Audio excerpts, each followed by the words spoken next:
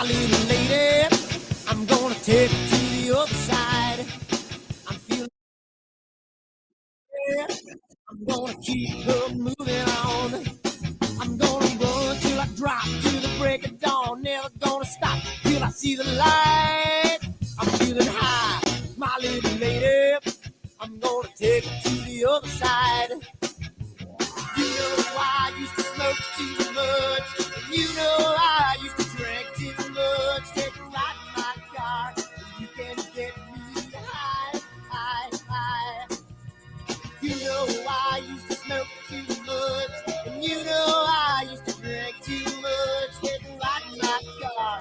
We're gonna get real. Oh, I'm feeling good. My little lady, she's gonna take me to the other side.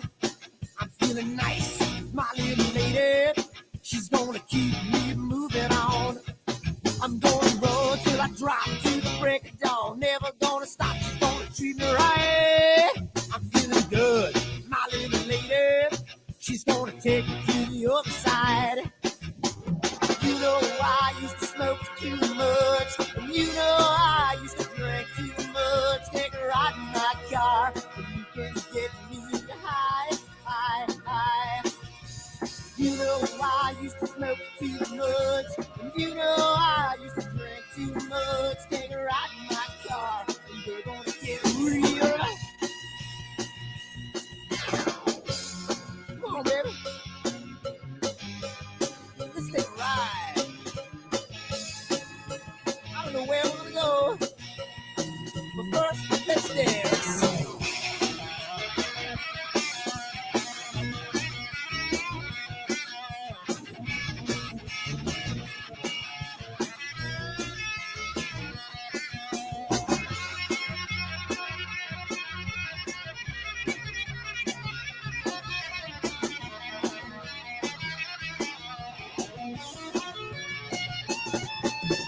You know I used to smoke too much, and you know I used to drink too much. Take a ride in my car, and you can get me high, high, high. You know I used to smoke too much, and you know I used to drink too much. Take a ride in my car, and we're gonna get real. Oh,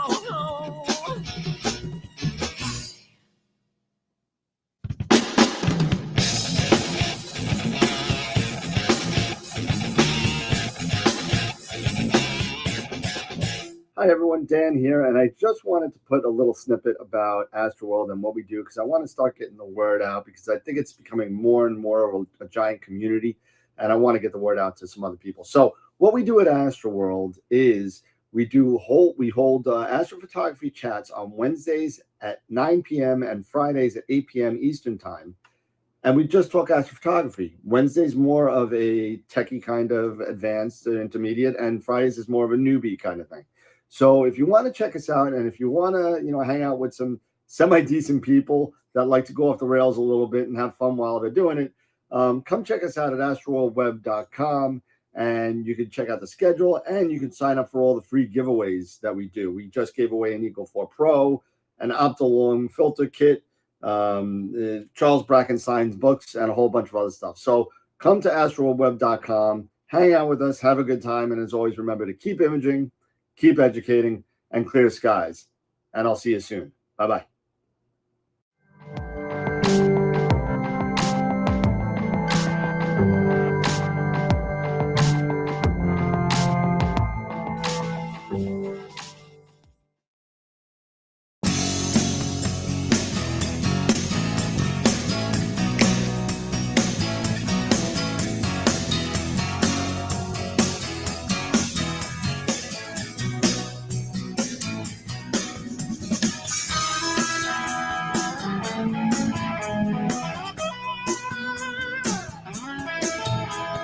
Deborah, things are becoming intense.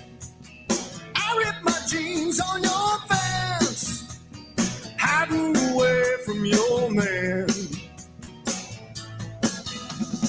Oh, it's a passion. Oh, tell a tale.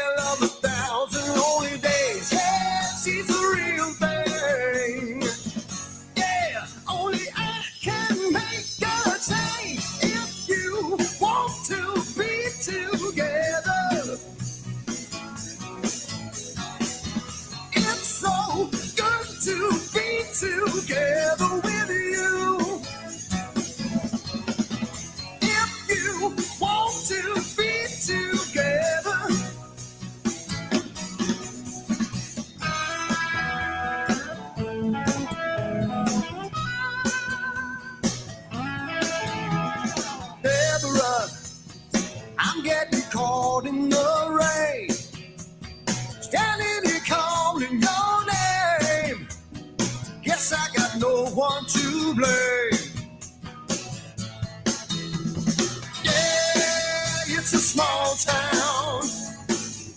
Yeah, all the people turn and stare. Oh, it's a secret. Hey, let them see me. I don't care if you want to be together. It's so good to be together with you.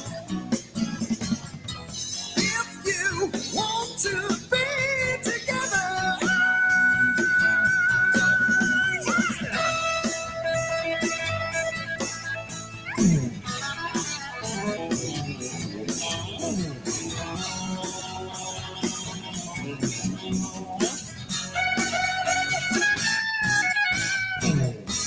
If you want to be together, it's so good to be together with you. If you want to be together, say you want to be together. I'm feeling really kissy, but it feels so bad. Yeah, so good to be together. Get together. We did it before, we can do it again. I'm tearing out my hair, cause I don't know when so good. You want to be together. Yeah. It's so good to be together. Yeah, so damn good. If you want to be together, it's so good, it's so good, yeah.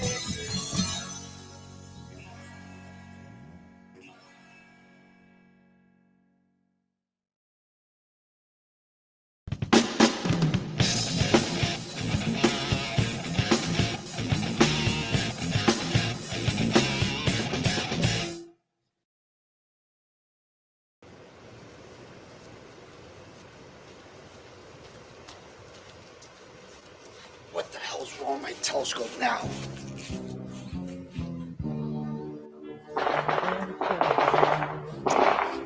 Yeah, what's wrong with this thing?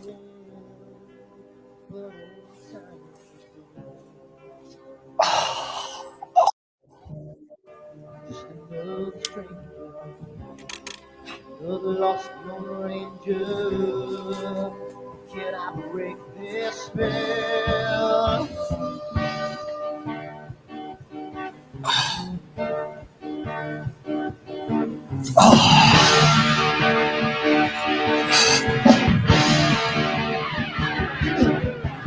Do one thing right, do I make you do things wrong? If I want that fine line, do I will always take the fall? If I just do left, why you leave from the right?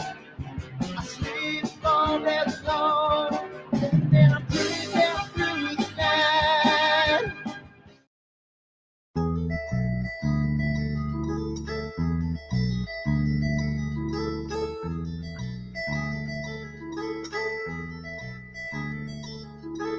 I wonder what it was that made me want you. She couldn't understand what made me hard.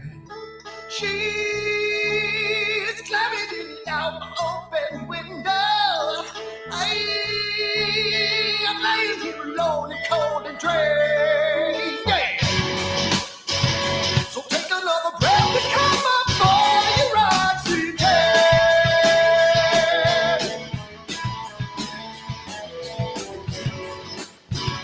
And now you wanna kiss the flesh and blood of every man, every man. And when the moon is full and the wolves will howl, just swam across the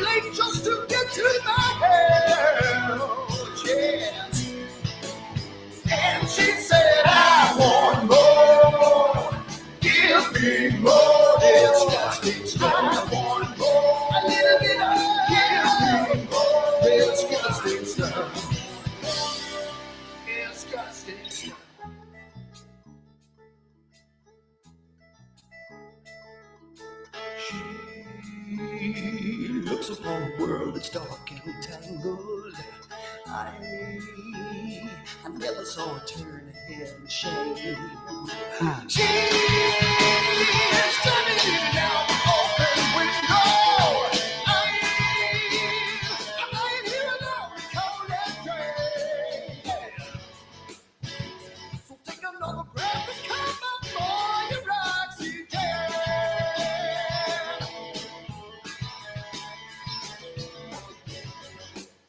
Hey, you know you wanna kiss the flesh and blood of every man, every man. Well, we all took turns and you swallowed the world.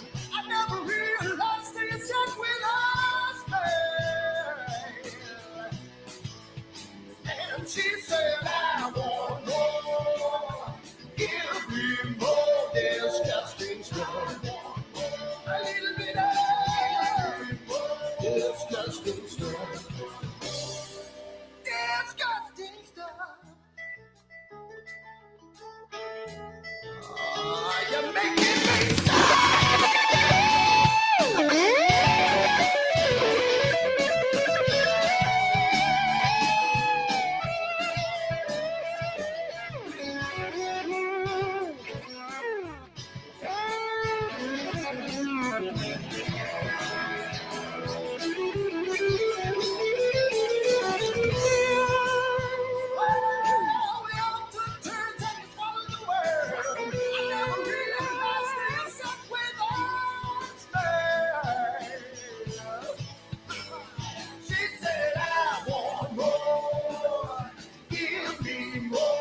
disgusting stuff. A little bit of disgusting stuff. Give me more disgusting stuff. Yeah, a little bit of disgusting stuff.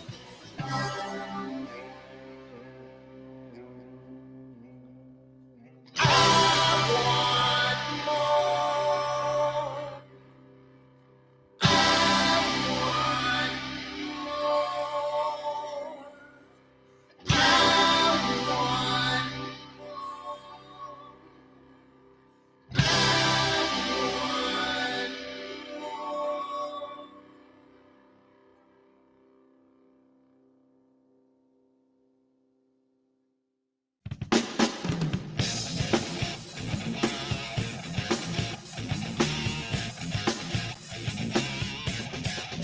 Hi everyone, Dan here, and I just wanted to put a little snippet about AstroWorld and what we do because I want to start getting the word out because I think it's becoming more and more of a giant community, and I want to get the word out to some other people. So what we do at AstroWorld is we hold astrophotography chats on Wednesdays at 9 p.m. and Fridays at 8 p.m. Eastern time. And we just talk astrophotography. Wednesday's more of a techie kind of advanced intermediate, and Fridays is more of a newbie kind of thing.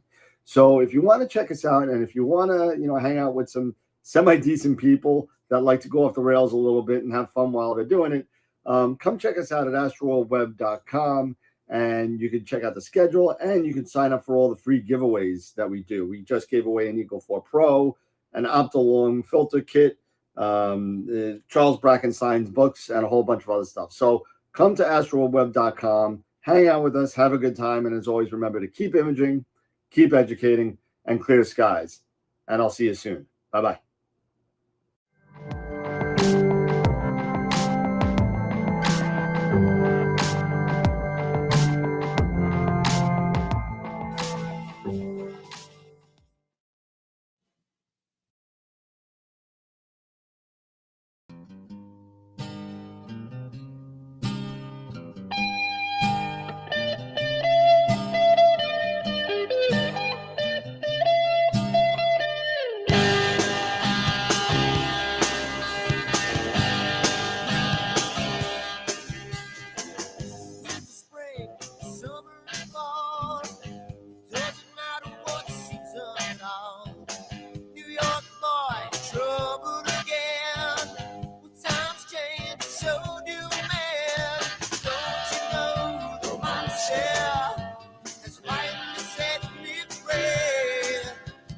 Don't you know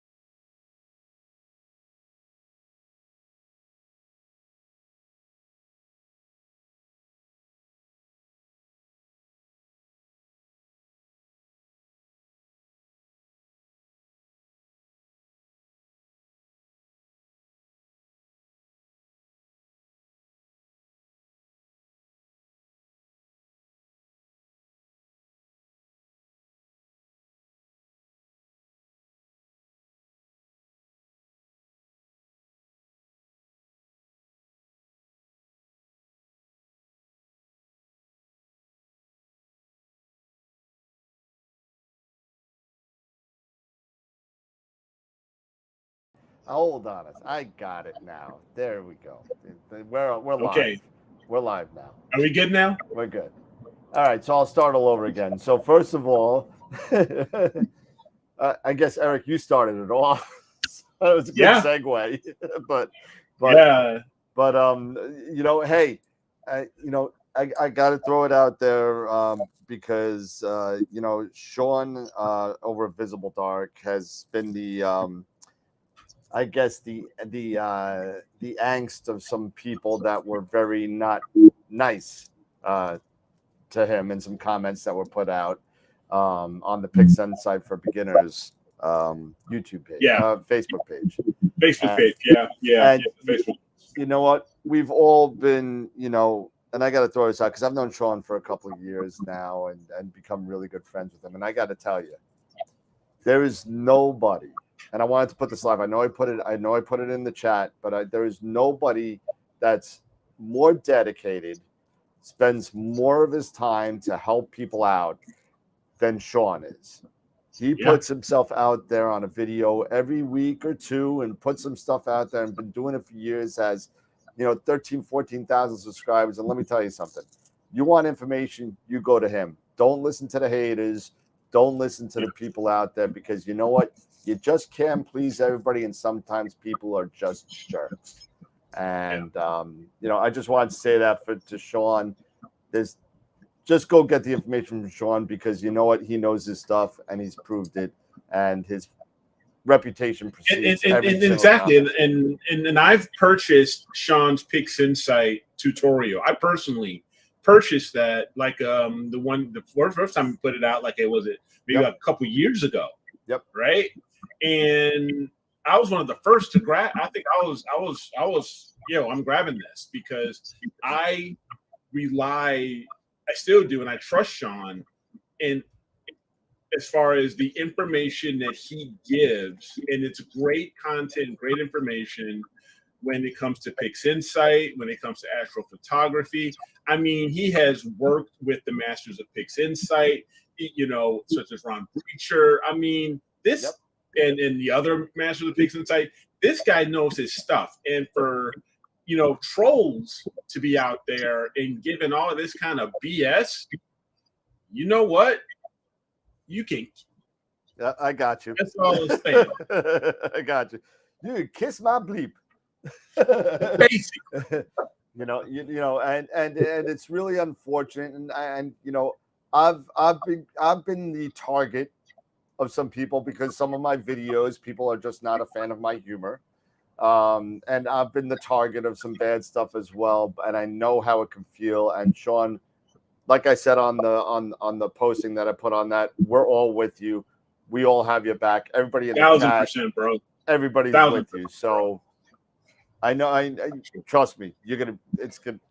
People are jerks. But anyway, thank you for everything you do, Sean. I just want to say thank you, and we all appreciate it. Yeah, for sure. Don't worry about jerk-offs. But getting back to smash that like button. Yes. We love Sean. We love you guys. We continually need your support to let everyone in the astrophotography and astronomy world know that we are here. We are doing this thing, and exactly smash it like we owe you lunch money. We better have my money. Smash that button. I mean, if you're on Facebook, straight up, if you're on Facebook, share the public down in that left corner. I think it is down in the left corner. If you're here on YouTube, do me a favor, give us a thumbs up if you like what we're doing. We got 36 people that are saying they're checked in right now and watching now. I want to see 36 thumbs up.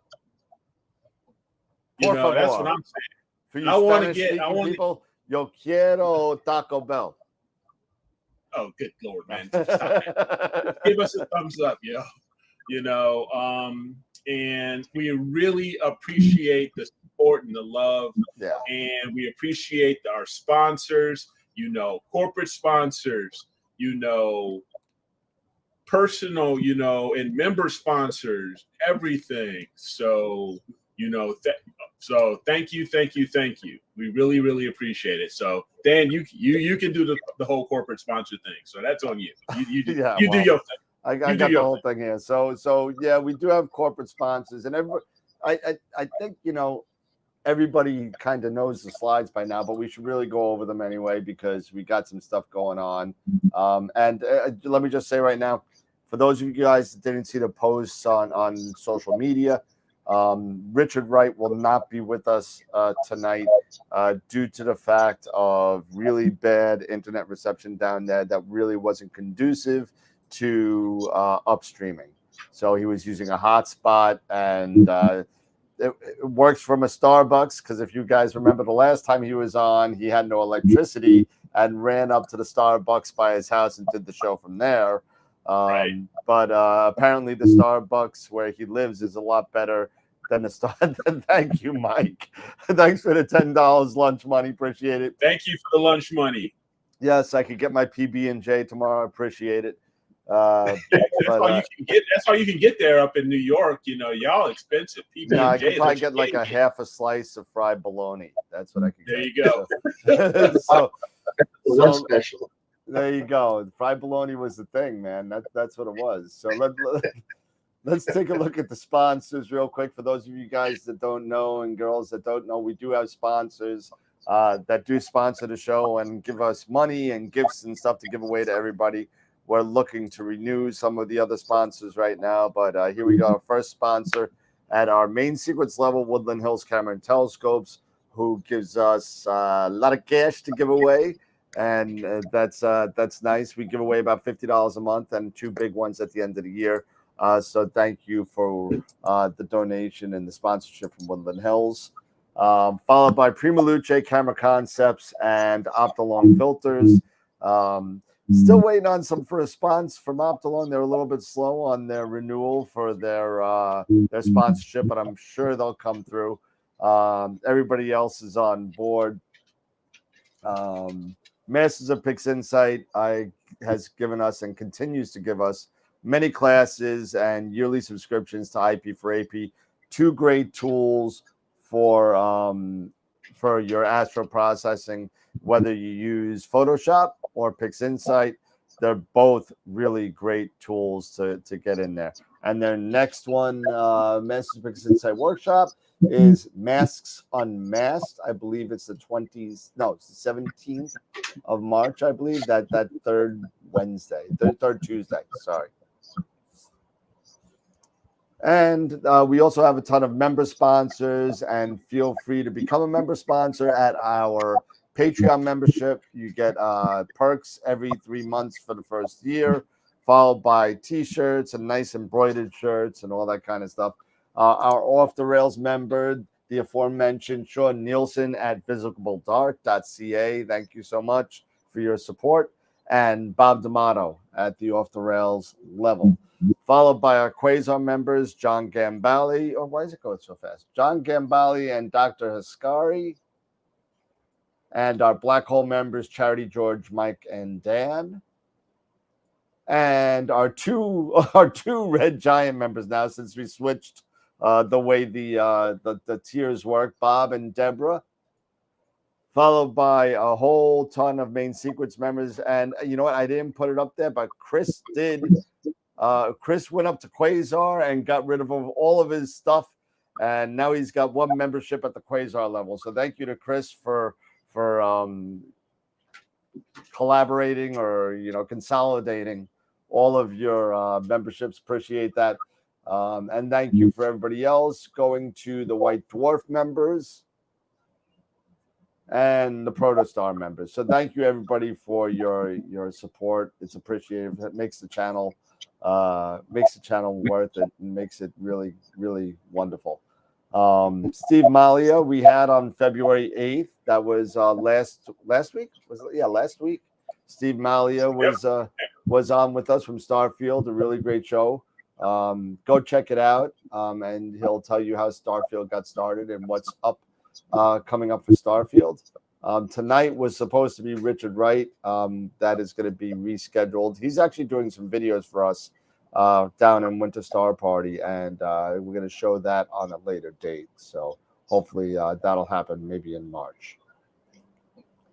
Next week, we have Bob Denny, who does a lot of work with Ascom Alpaca, and that's going to be a lot of fun to see what new changes. He hasn't been on in a year, so we're going to see what kind of changes and updates Ascom Alpaca has to offer.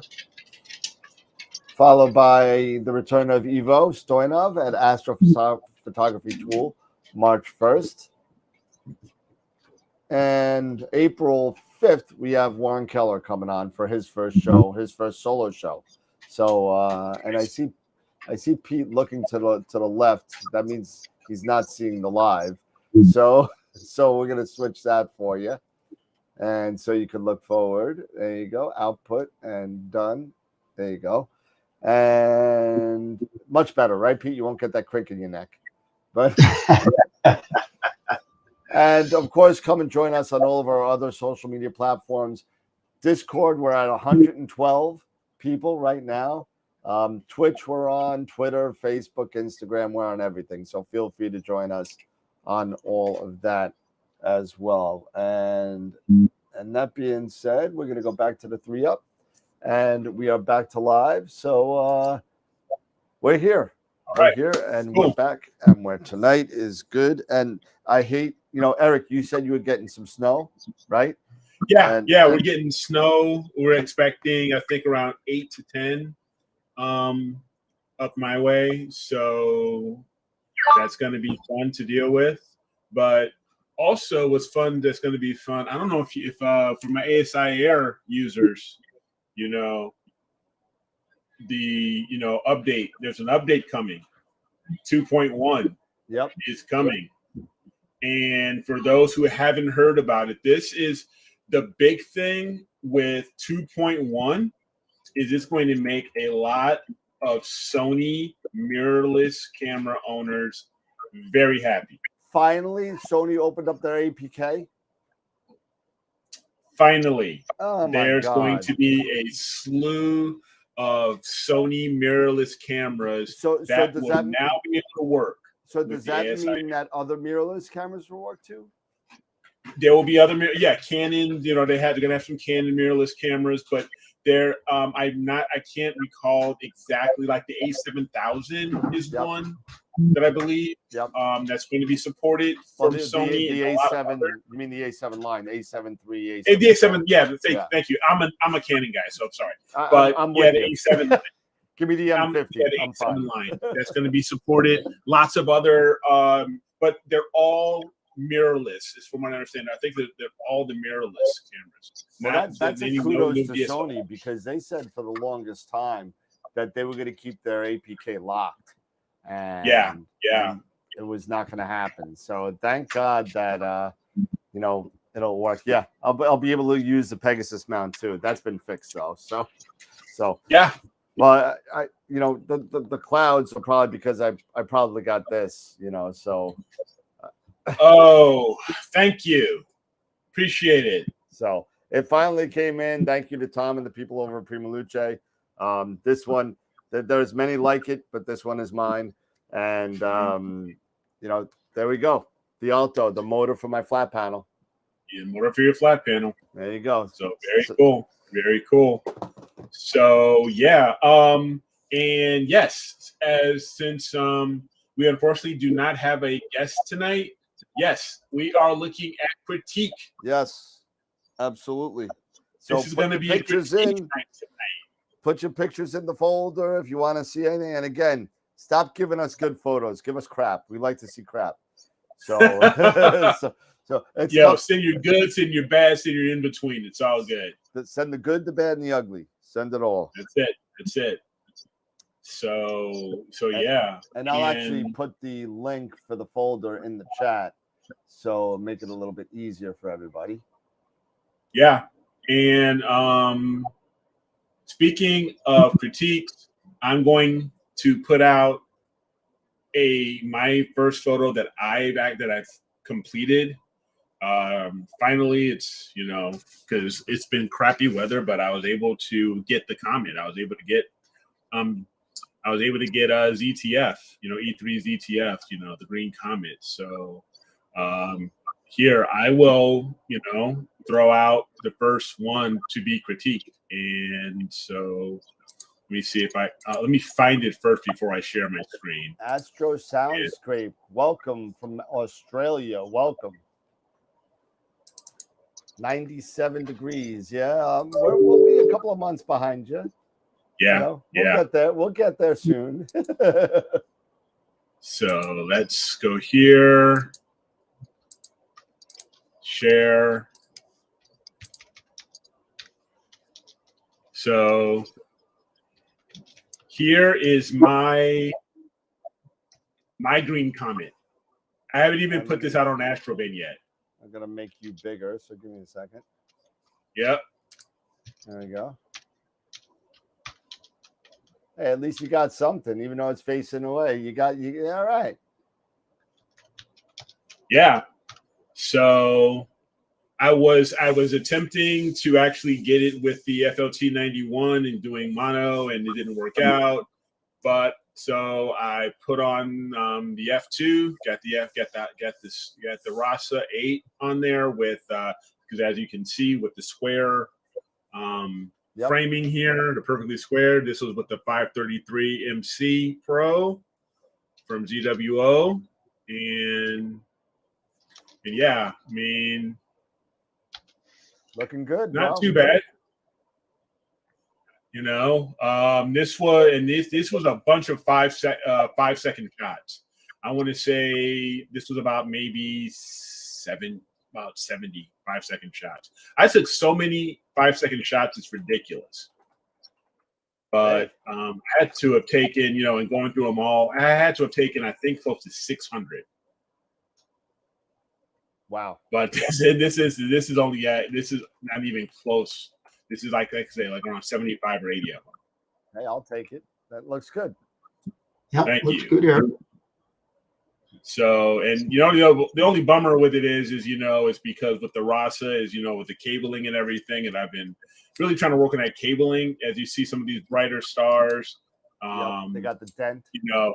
They're a little bit, have a little bit of extra, diffraction. That's on all some right. of these, but you can't. But that's one thing you can't help with a Hyperstar or a Rasa. That's something you may not necessarily be able to help. Looks good to me, man. Nice job. Thank you. So yeah, it was all pretty much. This was pretty much all. This was done in actual pixel processor as far as the stacking. Okay. And then it was the background and light pollution removal was done in APP, and then it was put into PixInsight and finished up within there. Okay. All right. So, cool. Yeah. Well, I am looking forward. I think I got all my optical issues licked with the AP130. I've been having some, I've been talking to a friend of mine, and whenever you change your image train and whatever, it's kind of like getting to know a new car. Pretty much, you got to know where all the buttons are. You got to know where everything is. You got, you know where the gas and the brake is, but other than that, you really don't know much. And you got to get to know what you're dealing with. And it turns out that I was having some issues with some either backspacing or tracking or stuff like that. And with the different focal length was different, so I had to make some changes. And I think I got them licked with a friend of mine. So I'm finally back on the road again to imaging, hopefully. And unfortunately, as soon as that happens, the Alto comes, and then whatever Eric is having tonight is on his way to my house. And sooner or later, I mean, I literally have clouds straight up until I think the 23rd or 4th when you look at the extended forecast. So 9 days of straight clouds. So not looking forward to that, but I guess it gives me a chance to do some other stuff. I've been dying to put my Esprit 80 on the market for cloudy nights.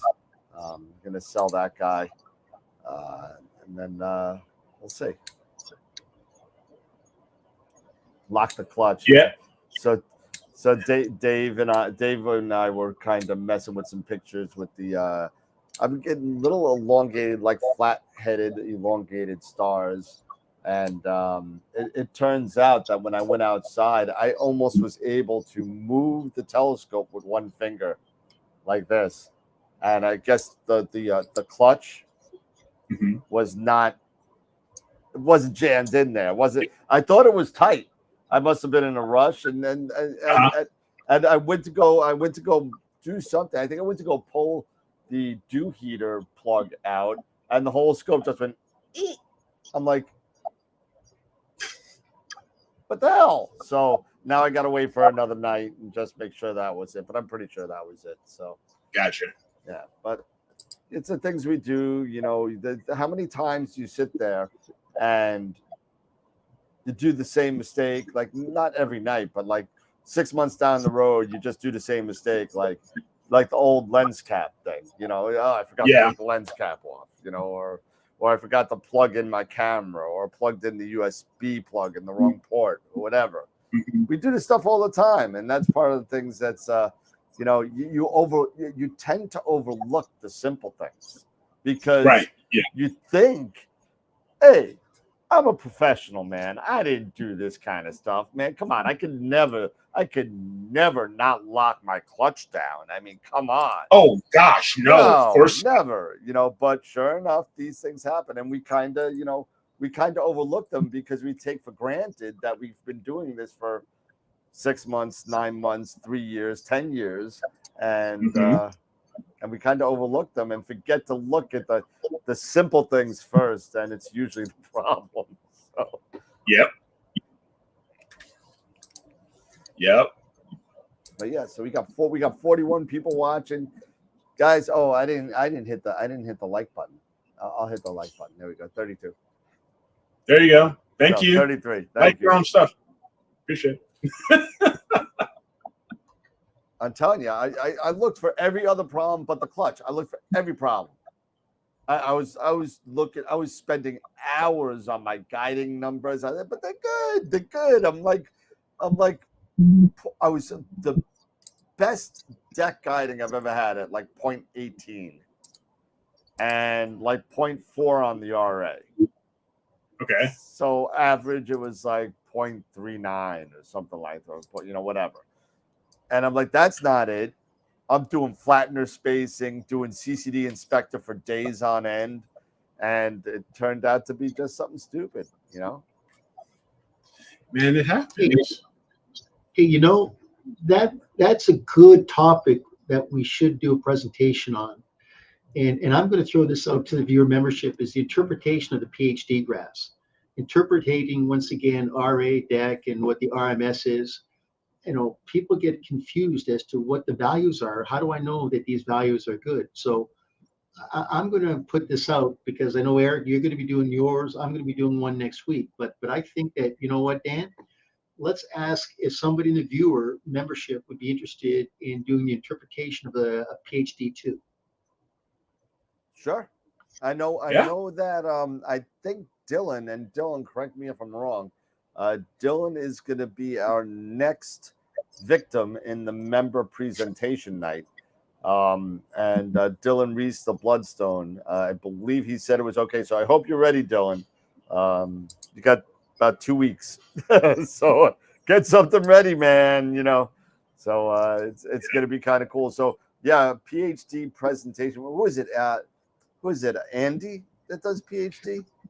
Well, there's Andy Glasso, and then there's Bruce Waddington. They're both responsible for it. I reached out to Bruce to see if Bruce would be on, but unfortunately, Bruce is relatively busy. I could reach out to Andy, but as I said, you know, how do we know, you know, what ideally should be my starting RA aggressiveness? What should be my, you know, what algorithm should I use? How do I interpret what the RMS is? How, you know, there's a lot of people that are getting started in PhD too that just don't understand the interpretation of what the graphs are and what the value numbers are, the numerical values. So I think it would be a good presentation that we should just call it the interpretation of the numerical values that you see in PhD too. And at least this way, then it would give people at least a good guiding or a starting point to know exactly how they can interpret now what their PhD guiding is and what the graph is doing. Yeah, sounds Yeah. great. That's a great idea. So let's do it. Maybe we can I'm set down with something up that. for maybe not this Friday, because Eric is going to do his mount talk this Friday. Yep. And then Pete, you're going to be doing the camera talk the following Friday. Yeah. And then let's see, where does that bring us? That brings us to the first, the first Friday in March. That brings us to. So we can do it then. We can definitely do that. Nice. Yeah. That'd be cool. And then so I also have more calendars. If anybody wants more calendars, feel free to buy another calendar. I have 4 or 5 more left, so I could always get more. I'm going to get more for NEAF and for giveaways, and I'm still looking for ideas from everybody on what to do for NEAF to get people to the table. We're going to be doing giveaways. We're going to be doing the group picture. I would love some ideas from the membership to see what the people that are going to be there would like to kind of see at the table. Let me know, because I'd be really interested, because sometimes I kind of, my ideas aren't great. So sometimes I need some help. So you're kissing, no, Chris, only if you're doing the kissing, Chris. So let's, we could have a kissing booth with Chris Frickson on there. So we could do Chris kisses for $5. Oh Lord. You'll laugh, you'll cry, you'll kiss $5 goodbye. Come and see Chris Frickson at the kissing booth in NEAF. Oh Lord. I can't bring Pepper. I can't. It'd just be too much. Be too much. Even though my wife would love it, probably. Oh God! Only for you, Sean. Only for you. That's the definition of a good buddy, isn't it? Oh yeah. Yep. So did anybody put in any critiques? I don't know if anybody did that. Yeah, definitely. Yeah, we got 2 already. All right, let's see them. So let me pull one up here. It's not awkward. It's never awkward. Let's see if I can get this up. All right. And here's the first one. This is from Mikey Y Astro. Hold on a second. Here we go. There we go. With Mikey Y. Is that? And let me get this. Is that M1? That is M1. Absolutely. Yeah.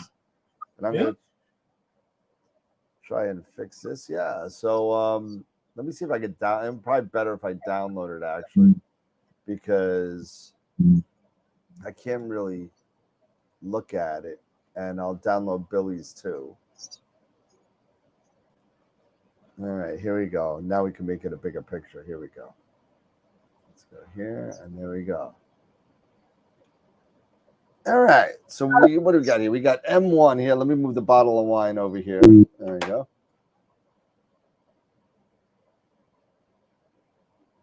I like it. I like it a lot. I tell you, the one thing I would do is I would truly crop it to be able to bring in more. As I said, there's a lot of frivolous out there, but if you could crop that in just a little bit more, make it a little bit more tighter, that would be my suggestion. But I like the star color. Star color looks good. The detail, look at the filaments. Yep. Now we're super zoomed in, so let's go back a little bit. Let's go back just a little bit. But yeah, definitely just crop it out, because it's such a good target. Yeah, I would say even crop it even to something that kind of looks like this. Mm-hmm. Yep. You know what I mean? I think you're right, Pete. When we do astrophotos, and I'm the last. I mean, I probably do more thinking about composition than anybody else, of where I want to put things in the picture and stuff like that. I do a lot of thinking about that, and especially when there's only one object. There's like no other galaxies or anything in there. It's all a bunch of there's nothing to draw your eye to the rest of the picture. It's a lot of empty space. You know, this is definitely a less is more type thing. What I mean by that is less background. So kind of like that would probably be really good. So yeah. And you're not losing any of the detail either. You know what I mean? You gotta now with the sensors and the resolution that we have in the sensors, you can crop in pretty decently and not give away anything, you know? Not like before when you cropped in and everything, your pixels were so big, you know, that's all you saw. It was like you were in the world of Roblox. And you know, it's not like that anymore where you're sitting there and you know, all of a sudden you hear sheep dying in the background. But you know, hey, Eric, you're laughing because you know what I'm talking about. I'm always wondering, why do they call this the Crab Nebula? Not a clue. I mean, not a clue. You know, it doesn't look like a crab. I mean, but they call it M1, the Crab Nebula. And I always just wondered what was the significance of calling it the nickname the Crab, because I just can't, I can't see the assimilation. It just doesn't. I got it. I know. I'm gonna go back to I know why. You know why? I know why. You know why. I do. I actually do know why. So please share with us. I will. So everyone knows the history about the Messier catalog, right? Mark Messier, Charles Messier. Charles Messier in the 1780s was a comet hunter, right? Yep. He was a comet hunter, and he just made a list of things that pissed him off, right? Yep. So it got him really crabby. So he made it the Crab Nebula first. Okay. I'm done with you. I'll find that. I am Oh, that's funny. Hey, that's what I do. I'm the comic relief here. So wow. Don't quit your day job. Oh, I can't. Trust me, I can't. If I could, I would. You know what? If I was able to quit my day job, we need more Patreon members. So join us on Patreon. So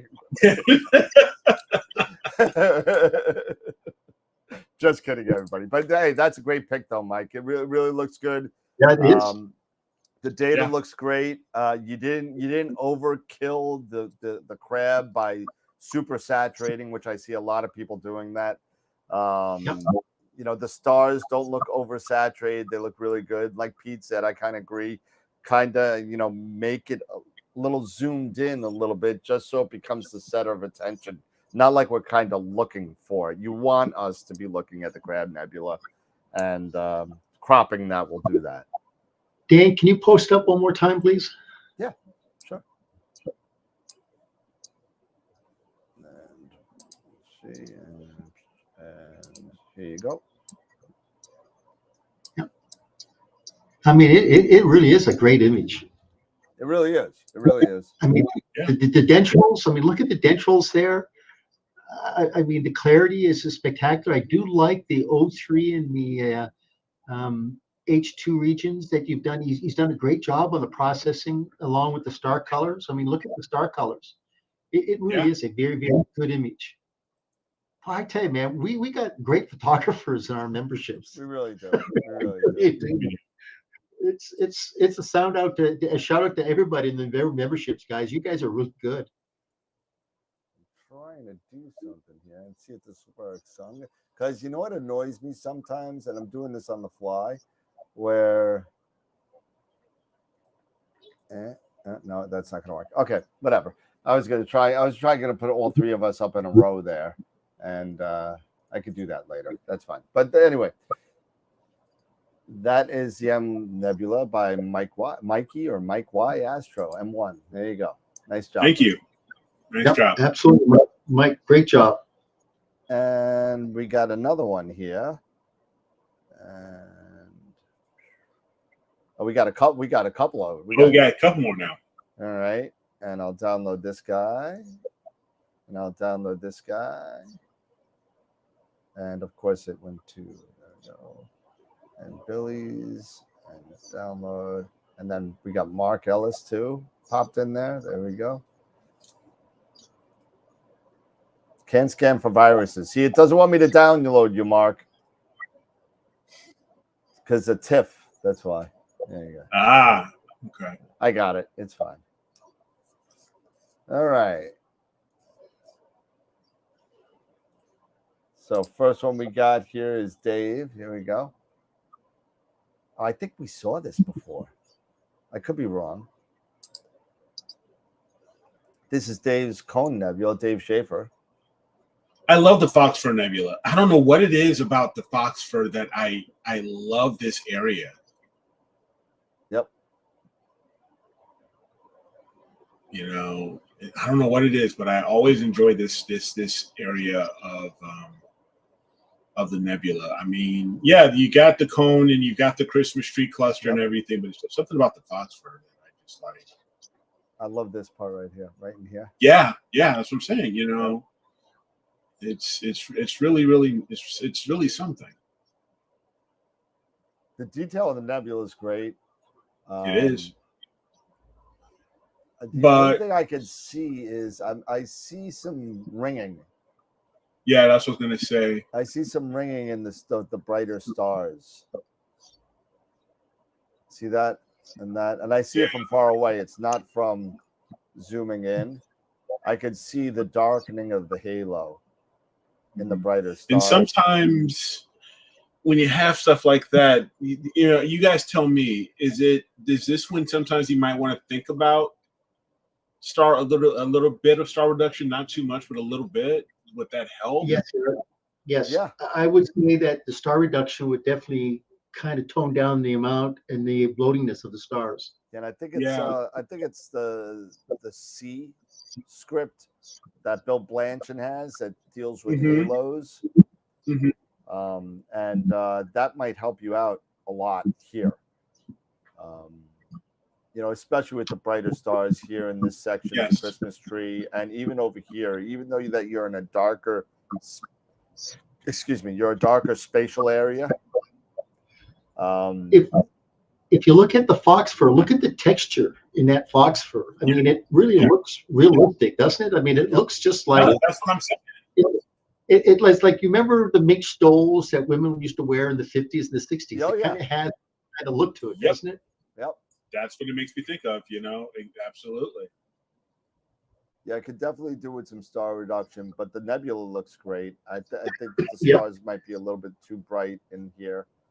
But I mean, the graphics, the detail looks great. I still can't get over this part. Yeah. Looks like a snake head. Looks like a cobra to me. Yeah. A little bit. Has a serpent look to it. Yeah. Yeah, you can have a serpent look to it. The dragon. It definitely has that dragon serpent look. Yep. Yeah. And it's blowing out the smoke here. Kind of cool. But that's my Dungeons and Dragons thing popping out. But Dave, nice job with that cone Foxfur Christmas tree. Thank you. Yeah. All right. Can I just go? You know what's interesting is that, you know, Annie's. There's a lot of third-party plugins like Annie's Astro. Oh God, is that what is Eric? Is that what it is? It's Annie's Astro products or Annie's Astro? Yeah, it's like Annie's Astro. The plugins for Photoshop. The plugins. There's Annie's, and then there's also Astronomy Tools 1.6. There's a couple other ones. And so what's nice about that is that you can bring that image into Photoshop and you can literally now just do a one shot and it has all the macro steps already built in to be able to do the star reduction.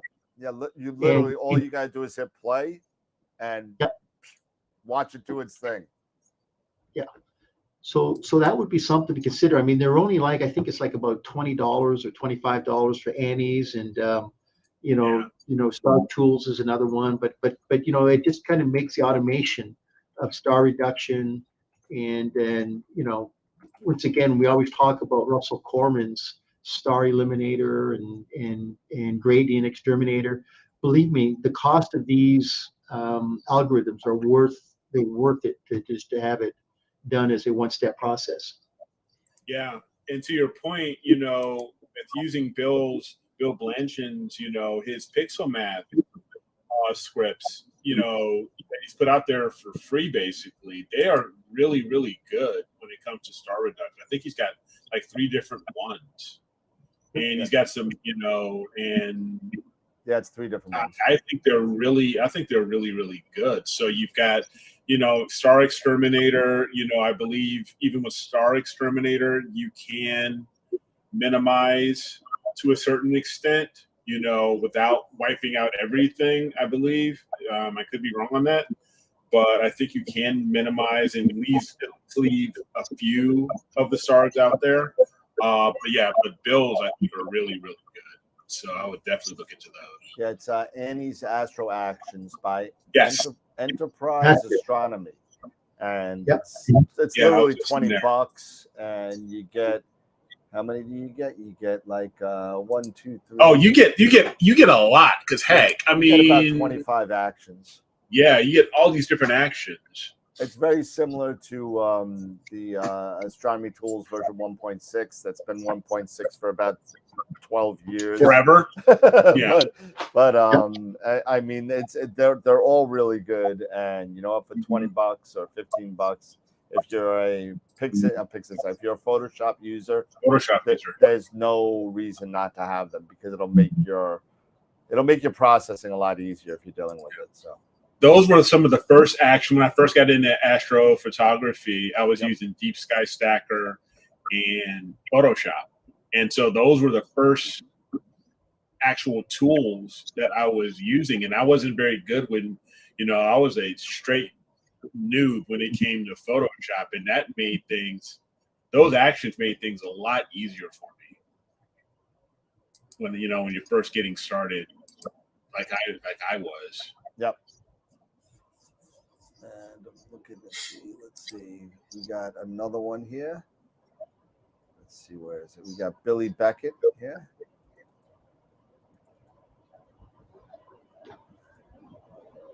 There we go. And let me put it up. And there we go. Billy Beckett. See, this is really, I like the framing of this, because you have more of the subject, right? Now you can't, unless, I'm not sure what filter was being used, but all in attack, and unless you have the right filter, it's gonna halo on you. Yep. It is what it is. It's just, I mean, even me looking at it, I want to put some sunglasses on. I know. I mean, look so at the halo's always huge. The halo's always huge. Unless if you're at a really good sub 7 nanometer filter, usually a 3 nanometer filter will probably have to do for stuff like Allen Attack. I mean, it's really not offensive. I actually had to look, because it looks like it's an RGB pick, but I had to look for the halo a little bit, because I expected it to be a little bit closer to the star. But I can finally see it, but it's not like I'm like offended by it. It's not bad. No. And for me, it's not, it's not bad. It's not bad. It's just all the attack's just in your face. It can be very, the star can just be very distracting. And because it's so freaking bright, it's just like, my goodness. But overall, I mean, I love this type of a cropping. You have the subject of, Bernard 33 right there, along with the flame. I mean, I think it's really, really good. Yep, I agree. And you know what? The thing that I like about it is that what a lot of people do sometimes when they do, what is that, 2023 or 2028 down there? The blue one? Yes. When they do this all together and they try and they either oversaturate the flame or oversaturate 2028. Yeah. B33 usually turns out okay, because they want it to be that way, but in doing so, one or the other usually gets oversaturated. That doesn't happen here. I think it's a good balance, to be honest with you. If I were to, you know, nitpick about anything at all in the picture, I think that the left side of the pic is a lot brighter than the right side of the pic, and that could be a result of on attack. You know, but you know, it just seems that I got a little bit of a bluish hue on the left and a good balance on the right, and that's really the only thing that I would kind of pick out, if anything. Yeah.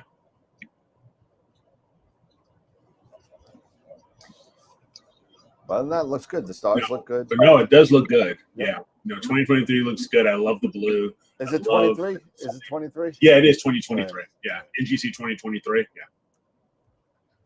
The one thing I would definitely do is to see if I can improve upon the gradient. Because you're right, Dan, if you look from the left side to the right side, you can definitely see the gradient. It wouldn't take much to do the gradient, you know, something like with Russell Corman's, you know, or what was it, the Hasta La Vista Green? Is that the plugin? Well, that's for green. Yeah, that's for Photoshop. Yeah. But you can see is that there's definitely a gradient from the top to the bottom to the left side that if it was tweaked a little bit and got some uniformity, it really would make this photo pop. Yeah, maybe just a couple extra samples here and there with if you're using DBE, a couple extra ones. And what you may want to do, and I know I spoke about this on the show before, is you may want to do either a diagonal or a horizontal divergent. So basically what you're doing is you're taking the sample from over here on the right side and using that data to get that measurement over here. And you can run a line from here to there, or even here in the dark, you could run a diagonal variant up into here and use the data from down here to balance out up here. A lot of people don't use that, and it's really a good part of DBE where it makes it that much more powerful by using data in different areas where you got part of a nebulosity here where you can't get that sample in there, but you want to have that gradient smoothed out. I just have one other question is if you look to the left of Delitech, it's almost like it's just slightly out of focus. So it looks like maybe there was some work done just on trying to tone down Delitech. Is that correct? Was there like a mask or something used on that? Because it just seems, you can kind of just notice that it's just slightly out of focus compared to the below.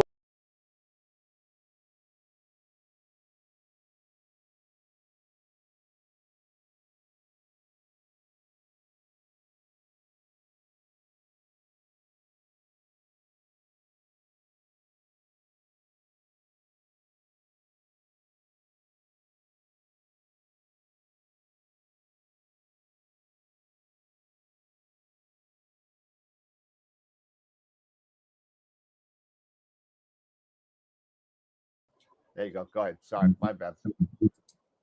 We're back.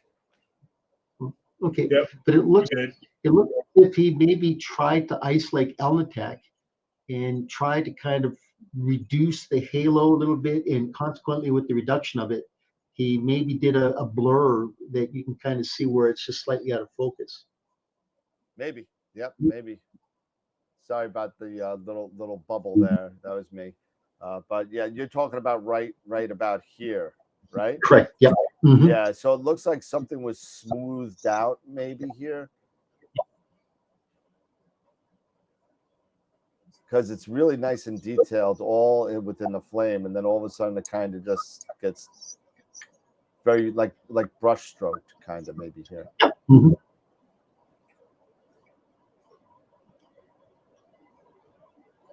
But overall, nice pick. Yep, absolutely. Nice pick. Is it good to use an L Pro to observe the comet? Yeah. Why not? Sure. Slight pollution filter. Absolutely. Sure. Absolutely. Yeah. Why not?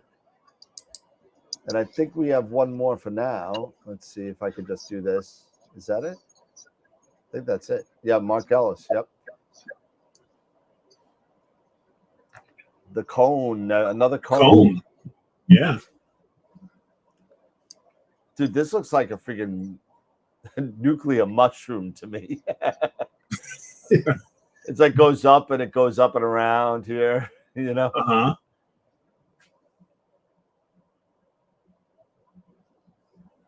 No, I like it. I like this. But I'm like I said, I'm more. I like the fox fur itself more.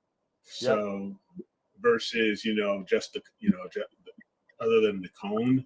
Is this first light with the plane wave? Mark says I cringe every time I see this. So well, if that's the case, Mark, okay, I hate the stars, to be honest. I can't stand them. It's like you got Halo. He says it was taken with the RC10. Okay, RC10. But I certainly hope it wasn't the plane wave, because I'd tell you to return it. But it's got this circular thing around the stars, followed by the diffraction spikes. It's kind of weird, actually. Mm-hmm. You see the circle, and then the diffraction spikes you expect with the RC. Sure, yeah, with an RC for sure. But I don't expect this round kind of weird thing around the stars, Mark. And I love you, man, but the stars, I'm not a fan.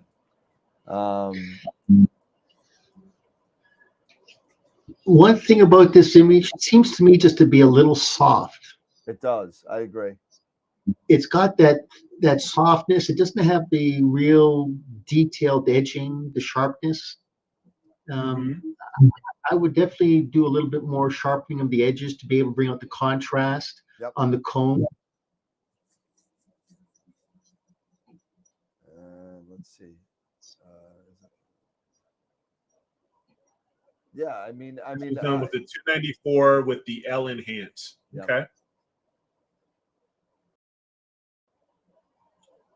Yeah, so I see a lot of noise in it too. There's a lot of noise in there. Very noisy pic. It might need the benefit of just some more data, to be honest with you. Yep. See, Christopher says he kind of likes the softness. So it's all interpretation, guys. Yep. That's the big thing. That's the thing about photography and astrophotography, especially. We're taking photos of light that is, I don't know how many hundreds of thousands or millions of years old. Yep. That's finally hitting our sensor.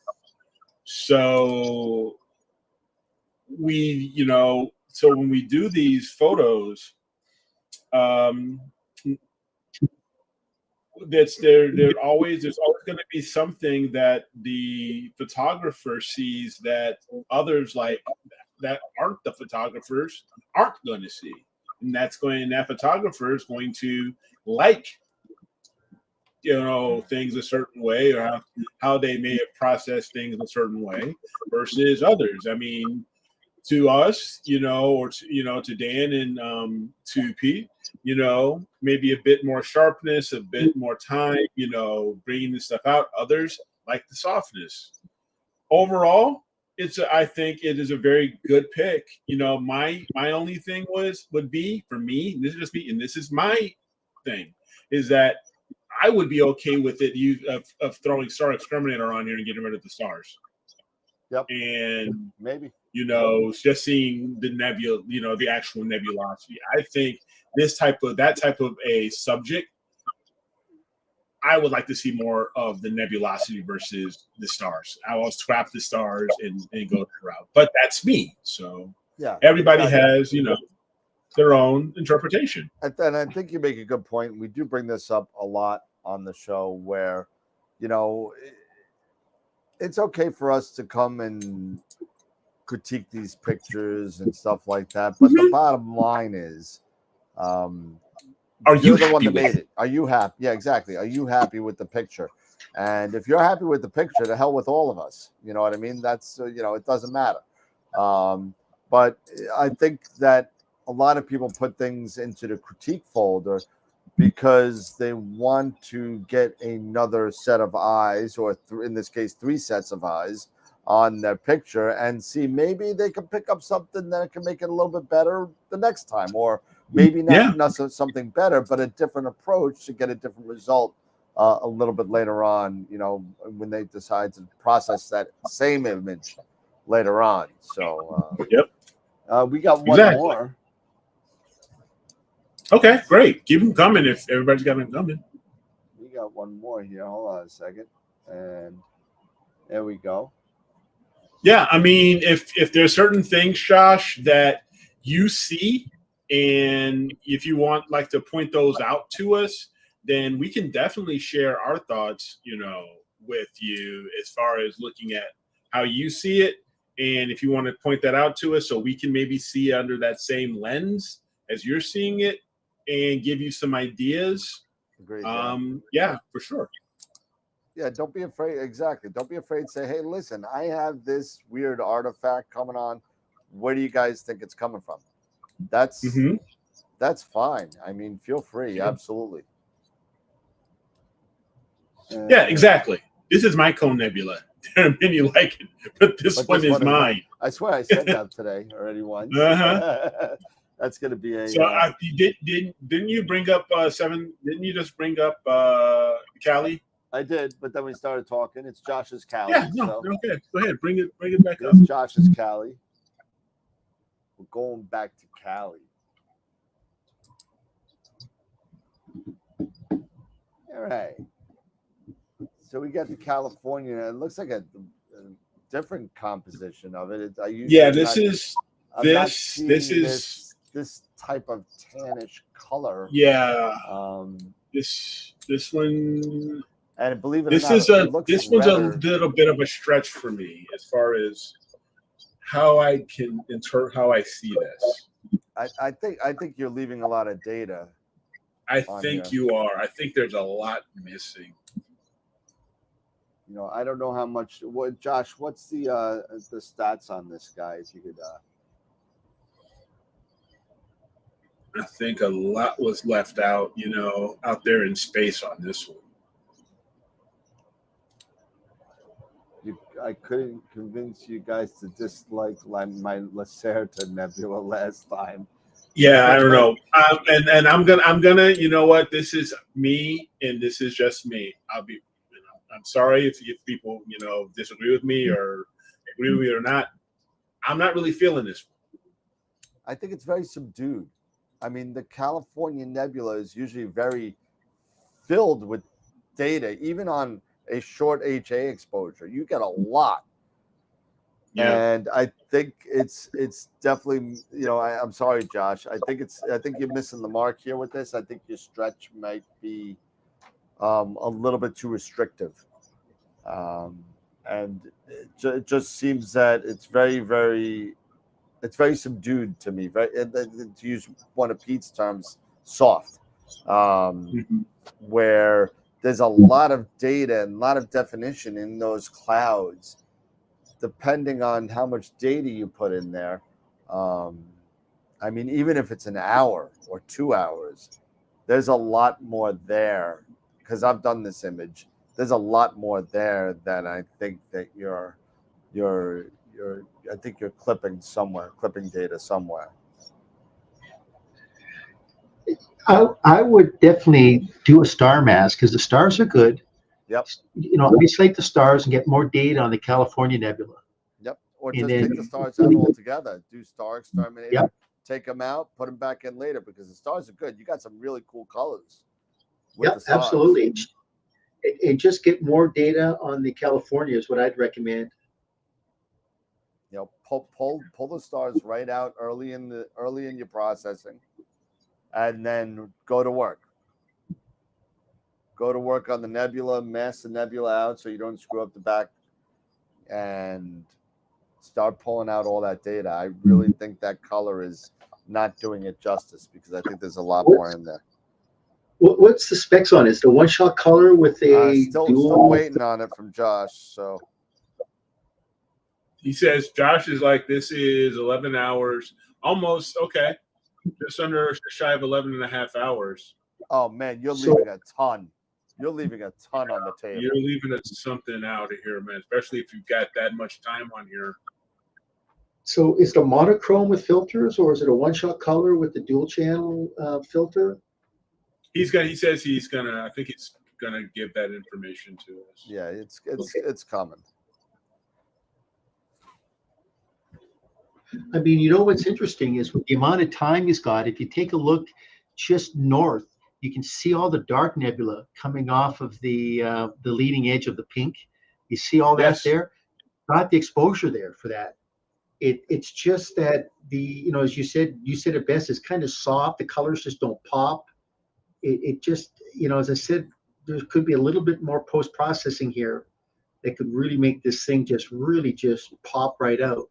Yeah, it's a one-shot color batter moon and sky glow filter. That's it. With the So he's using his DSLR, and maybe so it's not converted DSLR then. No. Yes, no, it's not. No, and I think that may be something. That might be something with it. I think that's interesting. Yeah, if it's not a modded, then yeah, definitely he's not going to be able to get the color. So that's the issue that we got. Yeah, I'm really, yeah, Norm. Yeah, good question. What ISO is this? 1600 or is it 32? Did you go low ISO? In all fairness, I think the stretch is just too restrictive. I think. Yeah. I really do. I think you're either, and again, I could be wrong. It looks like you're trying to tame the star colors at the expense of the nebula. And I think Pete gives you a good point by if you pull the stars out and save them because the stars are good, and then do the processing on the nebula, make that stretch, because even 11 hours, you should be out to like here with the California, and this dent in here should be more defined. Mm-hmm. Yeah.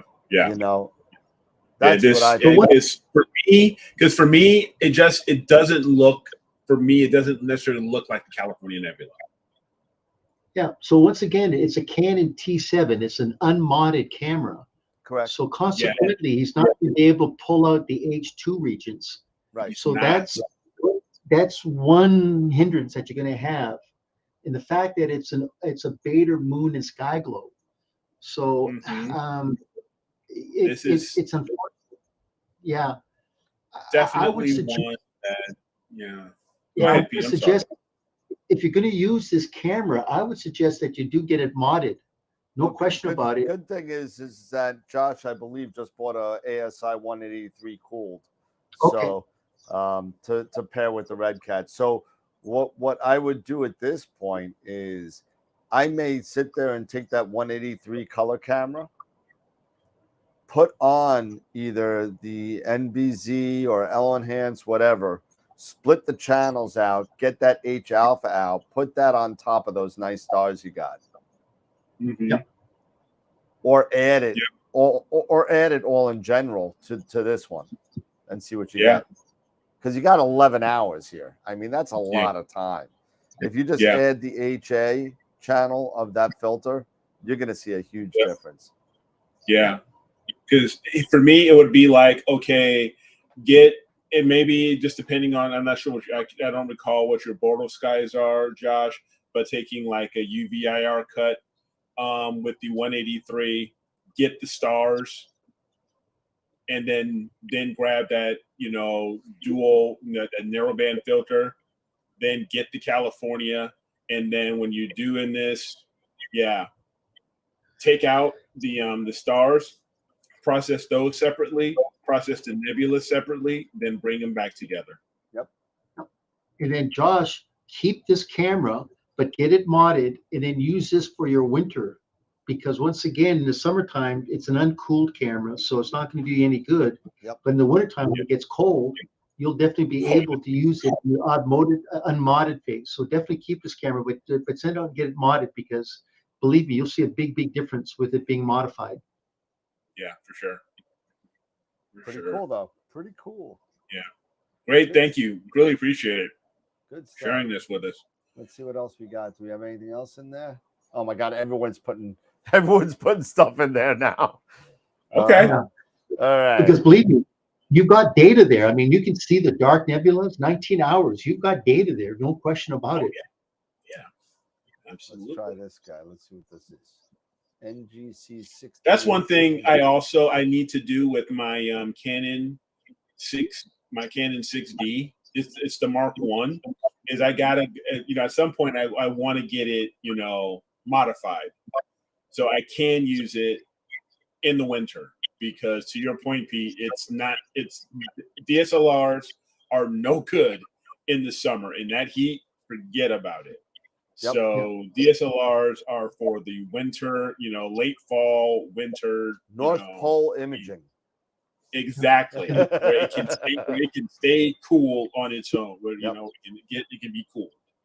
And for DSLRs, that Canon, that Mark I, the 6D, next to the 7D, it is the lowest read noise for the Canon product line. So you've got a great camera there, the Mark I version.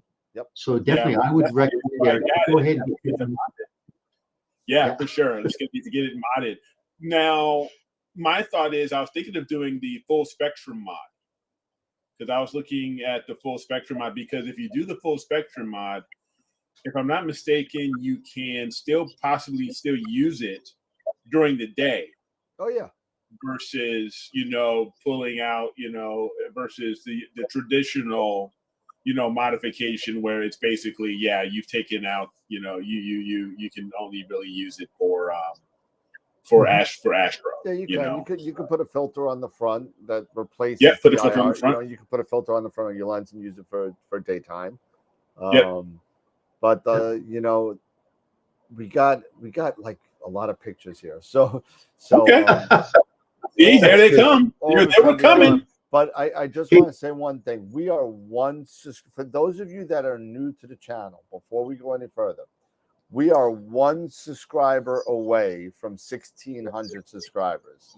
So if you haven't subscribed and you're watching, just like, maybe these guys are jerks, I don't want to subscribe. Subscribe anyway. Give us 1,600. Come on. We're nice people. But, we need one more person for 1,600. I always wanted to get 2,000 before NEAF. I still think that's a stretch. We'll have to do 200 a month before NEAF. And unfortunately, that's probably not going to happen. But maybe we could hit 1,600 tonight. So, and as soon as I said that, we just lost 2 people. So I love when that happens. But here comes our next picture. We got, I think they put the wrong number on there. I believe it's 6888. Correct me if I'm wrong. I think that's the Crescent. 6888, if I remember right. 6888 is the Crescent. 6888, right? Yeah. Yep. So they put 6800 in the thing, but it's definitely the Crescent. And there we go. It's the Crescent. And what do we think about this guy?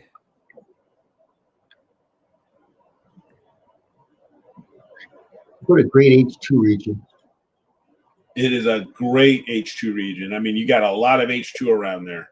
So for me, if you spent a bit more time, because if you spend more time grabbing more data to grab more of that H2 region, I think it would be great. And a bit more star reduction to clear out some of that, because this is quite busy for me, having in such a dense star field. And we're taking pictures of space, so we're going to have dense star fields. It is what it is, but using star reduction, we're going to clear some of that out, in my opinion, and then spend a bit more time really focusing on that HA and that H2 region, because look at just behind the Crescent and over to the right, how faint it is right there with the HA.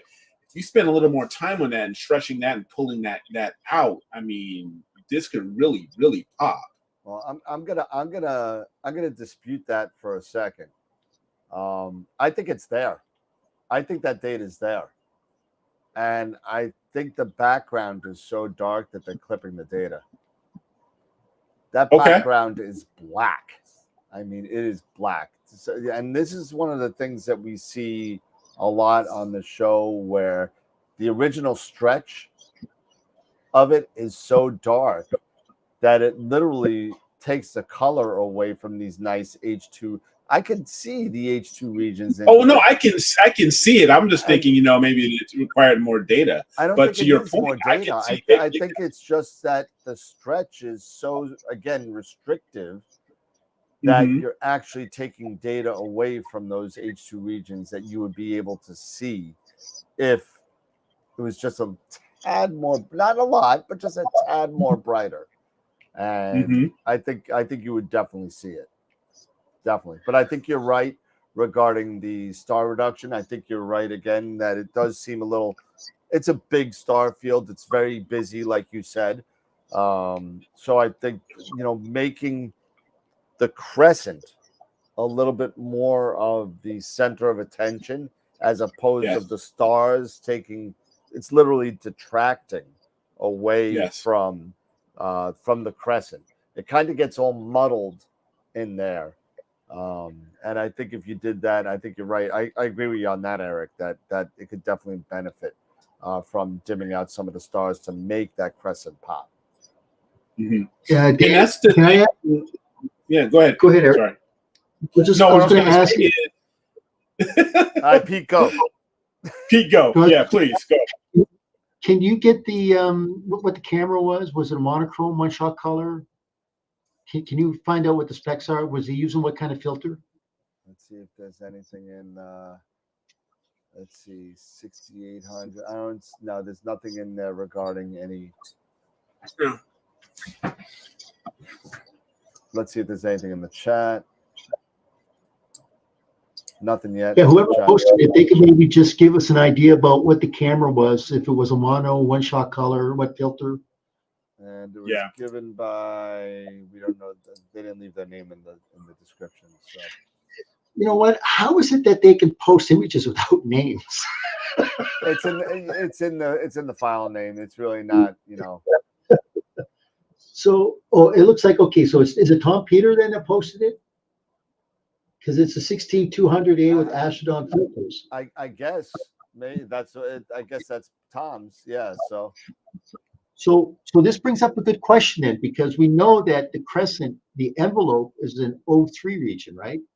Yes. I don't see any O3 data in there, so he could definitely get a little bit more data, because I don't see the O3.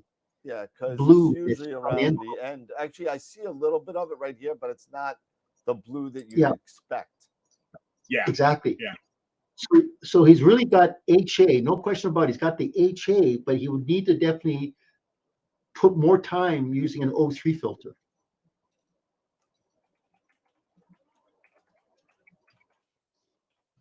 This was a QHY 16200A with Astrodon filters. Yep.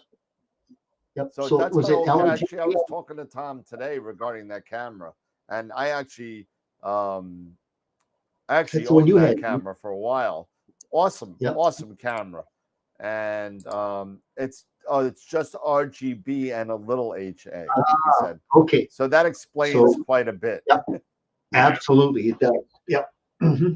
That explains the wonderful stars that you have, like this blue, gold, blue, red right next to you. Another blue here. You got a bunch of red ones up here. Yep. That explains a lot. But if you would have just maybe taken a little bit, that stretch a little bit less, I think you might get a little bit more. I think. What I would recommend doing too is keep this and then just doing another same, do a plate solve and do another image and just take some O3 and really pull out that envelope around the crescent. Yeah, or literally if you're doing the 16200, if you still have it, that's a mono camera. So, I'm sure that you have the 8-position or 7-position filter wheel in there. I'm sure you have your Tom. I'm sure you said you have HA. So if you could add that data, since you said you got a lot more, put it all in there. Put it all in there, man, and just get that HA and that O3. And if you take a look at the calendar, Mark Ellis, I believe, did a picture, that one picture of the month of the crescent, and it has that nice blue halo around the crescent, which was really nice. And you'll get that, and you're starting to get it even if you're doing OSC. You're starting to get it here, but it'll turn a nice bluish color there. Yeah. And it'll look really nice. You're really starting to get it. Even down here, you're getting it, and around the bottom too. But if you add that O3 and that HA, it'll definitely start to pop a lot more.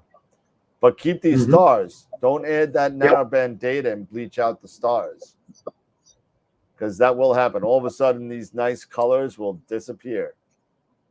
They'll get squashed.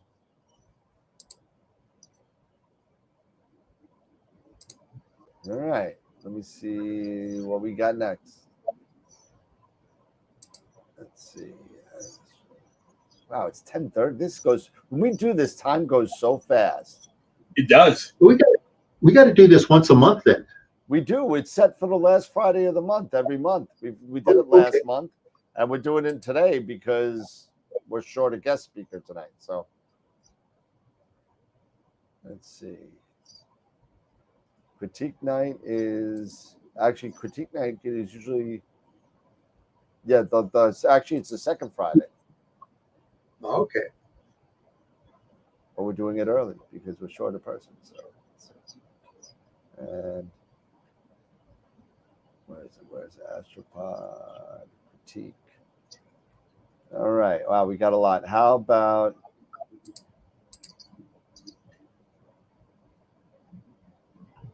Josh? You got a lot of pictures here that you're dumping in here. I'm not sure which one you want me to show. Let's try the wizard. How about the wizard? Here we go. This is another one from Josh. We'll download it. Scanning for viruses.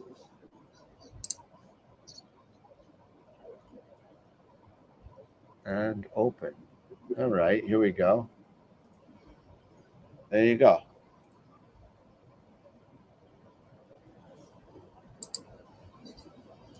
The Wizard Nebula. Here we go. Yep. Again, this is what I was talking about, and I was very, susceptible to this. Is really, when you're dealing with, this. I'm not sure what focal length this is, but I think it looks like it's probably the red cat again. Yeah, this is something where you've got all of this, and it's distracting away from the actual subject matter, which should be the main focus. And having such a large, background here, you can't really tell. I can't tell, really tell that this is the wizard. Yep. This is when I don't see the hand. I don't see the hand. I don't see the hat. Exactly. You know what I would do though, Eric? And I think you're right, where this is just too big of a picture, too big of a field for this. Well, yeah. This is when you start having to think about, should I crop this stuff out? We have to really start thinking about cropping. I kind of like this dark nebula here and this dark nebula here. So I may crop like this with this on one side and then rotate.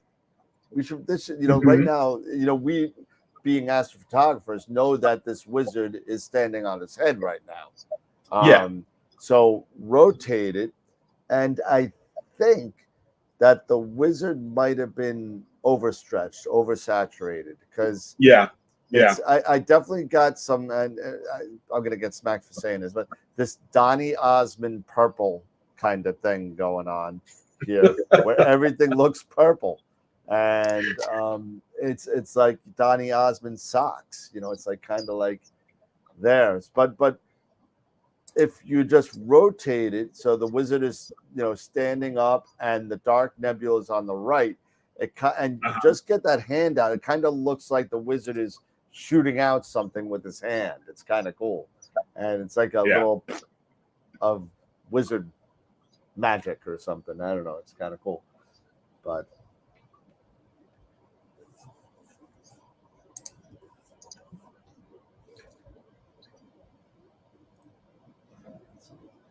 The color. Yeah, it's just, you got a lot of good dark dust all around it, but I think you're doing it again. And again, this is just my opinion. So if I sound super critical, excuse me, because my photos, I get criticized on my photos all the time, but I think you're getting the dark nebulas at the expense of the main focus of the picture. So if you're going to do that, I would tell you to at least mask the Wizard Nebula to protect it, and then get the other stuff, and then go back to the Wizard and pull out the data on that while masking the rest of the background. You know what I mean? That's what I would do. I mean, just the use of masks in a picture like this can be very beneficial to do what you want to do. Yeah. And can I share something here real quick? Because no, you may not. Thank you. So of course, bro. What do you got? Yeah. So here, let me share my screen here, because I just want to just put this out here, because I tend to do this myself. So I'm not saying, that I am, not unlike, what Josh has been doing. But so if I share my screen here, let me know when you see my screen. And hold on a second. Let me get Josh's off here real quick. Hold on a second. Yep.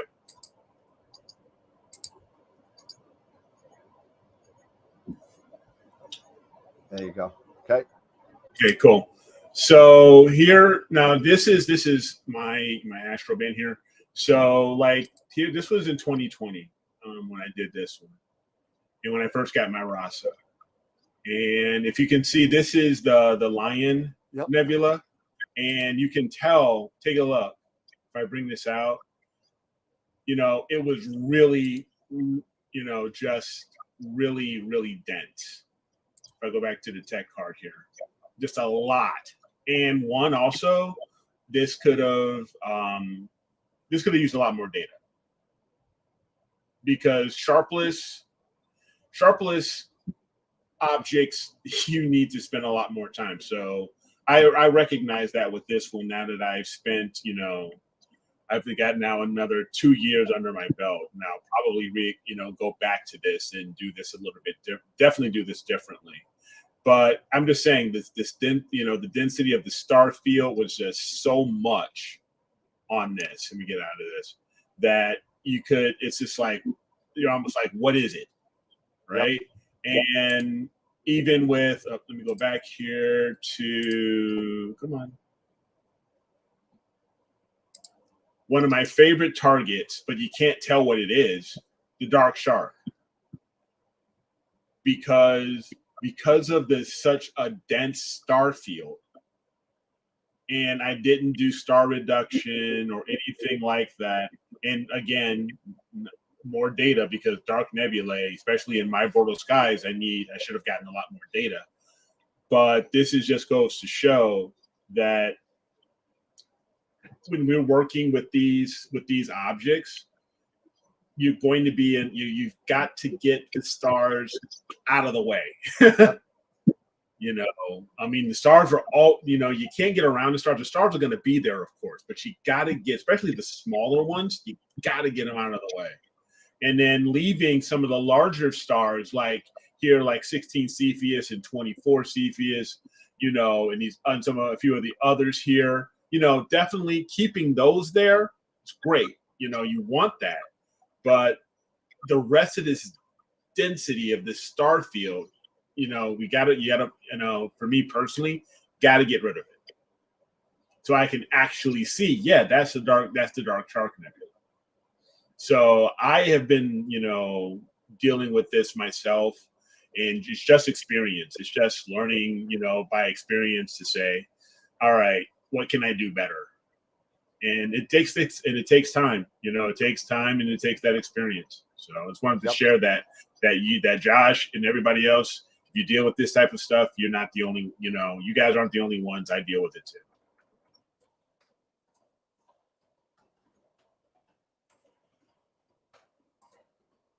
Yeah. Okay. Cool. I just wanted to share that. Nice. Yeah, Kevin. Unless you really love stars. Yep. Nice. We got some Back to the Future fans out there. So yeah. Yeah, see, Tom, now I do use Bill Blanch's star reduction script. Now I do. Before, like a lot of these subjects, these were 2 years ago. I didn't know about these. Yep. I didn't really understand about star reduction and stuff like that, like I do now, like I have the experience that I have now.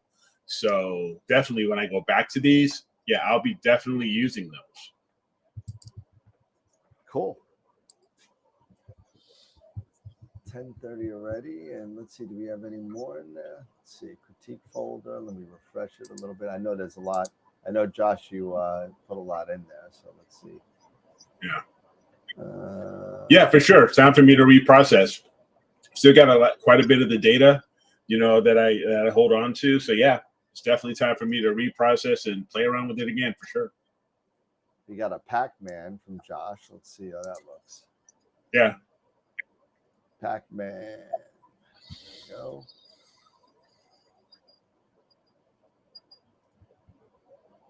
And here we go. There's the Pac-Man by Josh. Right. Yeah. Waka waka waka. And I love the this is almost like IFN. Yeah. But I know Josh was at the mercy of his focal length with the pictures that he's been taking, because he's been Josh, correct me if I'm wrong, I'm pretty sure that all these pictures are red cap based. But the IFN is great, but does that again detract because of the framing of the picture, because the Pac-Man is so small with everything else? Are we going for the IFN? Or are we going for the Pac-Man? You know what I mean? That's the artistic question that you have to ask. Mm-hmm. If we want all that extra nebulosity around and make the Pac-Man feel a little ghosty like and stuff like that, then the composition is great. He's like eating, Pac-Man's coming to eat the little banana over here, Yeah. But I mean that's definitely could be what you're going for, Josh, because I think right now the stars, as far as they're not overpowering the picture. I think the IFN does a good job of taking care of that. Yeah, I think this one is pretty cool. Yeah. Yep. Yeah, it's just with when you have with this type of cloud structure, this is when you really need more time, because if you were going for IFN, which I think I was reading you were, it takes a lot. Yep. At least I personally haven't tried it yet, but I've just read that you need a lot more, to really bring it out. I mean, it's like this is a great start, I don't know how many hours of this there was, but that's but working, at least from what I understand, trying to do IFN shots, especially like around Polaris and everything. Yep. It takes some time. Yeah, and I think that IFN. Yeah. See, that's what I'm saying. 20 hours. Yeah, that's. But here's the thing, and if this. Is this RGB still with the T7 also, or are you using a filter? Because I think I don't know if those stars are like that bluish purple again, but I'm seeing that bluish purple again in the stars. I got the Donny Osmond effect going again. Just the batter, moon, and sky glow, and that's it.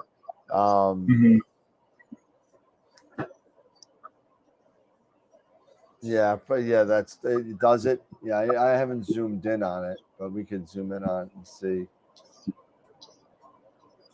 I mean, again, we're totally pixel peeping here, so yeah. So you start to see the red, yellow, blue shifting in some of the stars. Yeah, you do see some of the shifting. Yep. Man, that's 20 hours, huh? Damn red cat. Yeah, I mean, Josh, if you can just imagine if now that you have your 183, yep, doing this with the 183. Yep.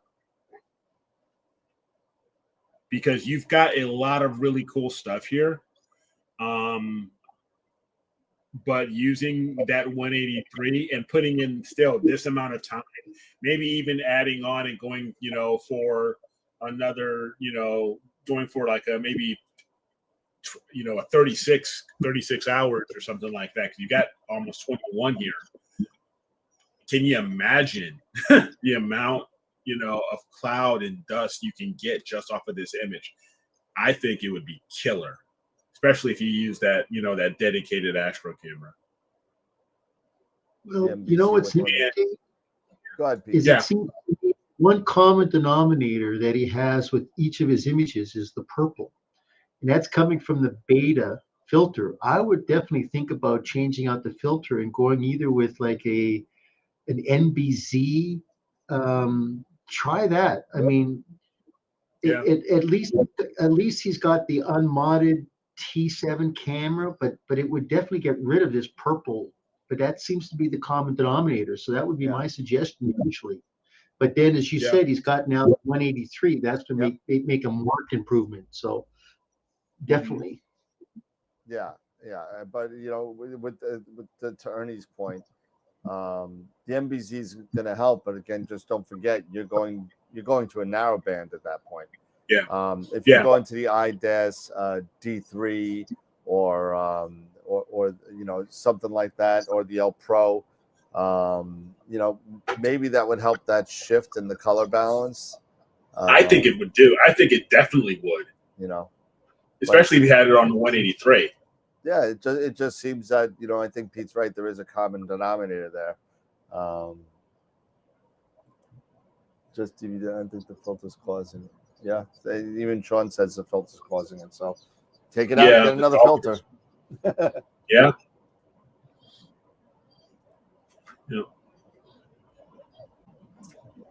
All right. Let's see. It never ends, Josh. Nope. If it's not the camera, it's the filter. If it's not the filter, it's the mount. If it's not the mount, it's something else. Yeah, it is. It is.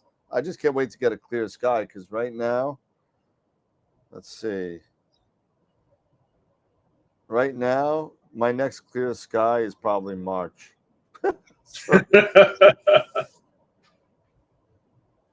Thursday shot, thank you, Eric. Friday shot, thank you, Eric. Yep. Saturday. Whoa! Don't blame me. Whoa! Don't blame me, man. You're the one with the alto. Yeah, but it's hitting you first, so. Yeah, no, I should be thanking you. I haven't bought anything. It looks like maybe Saturday the 18th might be good. We'll see what happens. But yeah, I you know what, that gives me some time to put this thing on and throw it on, permanently onto the AP scope. So we shall see. Yep. And I saw somebody that, normally what they say is to take this and put it on a clamp and put it on a dovetail. But I saw, and I won't say who I saw, but I saw somebody put this on a Prima Luce ring and put the ring on the dew cap, the dew shield. Okay. So it just comes up and down like that. Up and down on the dew shield. So the it would be underneath and it would come up and it would go all the way backwards like that on a ring, as opposed to a dovetail and a bracket. As long as you don't put your ring, your dew shield all the way extended. So now, because of the weight of this and the flat panel and the ring, so you get no tilt of the dew shield, you'll be fine. Yep. So that's something I'm going to give a shot. Yeah, when I use SCNR, I use SCNR when I'm using it for me for Pix Insight, I'm using SCNR maybe like second to last. Oh, I use that last resort only, and probably about no more than 30%. Yeah. Yeah, I'm usually that's usually like one of the last things I actually do before I do the ICC profile and call it good. Make and just build the project out. Yeah, I really only use SCNR if I just want to do a really quick inverted to get some purple stars out of the way. You know. Yeah. Turn the purple green, do the SCNR, and then bring it back into, you know, a non-inverted image, and then the green's gone. But that's a message inside trick. But so we ready to spin the wheel? Yeah, we're ready to spin the wheel. I'm getting used to my new captain's chair, so I'm just like, yeah, it's kind of cool, man. Yeah, so it's so like, that's a nice little upgrade for you. Little magnetic pillow here. It's nice. Mm-hmm. And then you know what? And Sean and Scott, if you're watching, I'm sorry, but I just kind of do this and do this if I can. Oh no, it's not working now. Oh, Scotty, give me what factor 9, right? Okay, show us what happens now, Dave. Oh, where's the thing? Come on. That chair's broken. I'm not used to the things you yet. Broke it. Yep. Oh man, that's a bummer. I want it goes all the way back too. I don't know what I did, but now I can't get it to move. You know, life is tough when you have to get a manual to operate a chair. I'm telling you.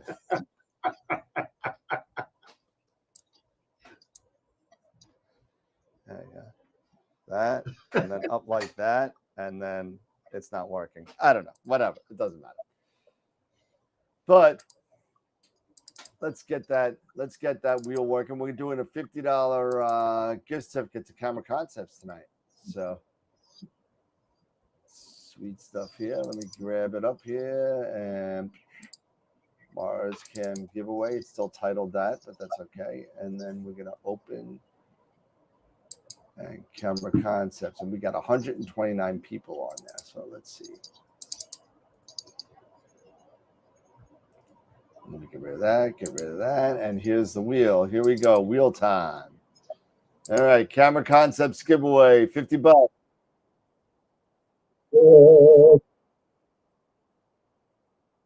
And the winner is Waltz Trebergs. That name sounds familiar. Waltz, congratulations. Yeah.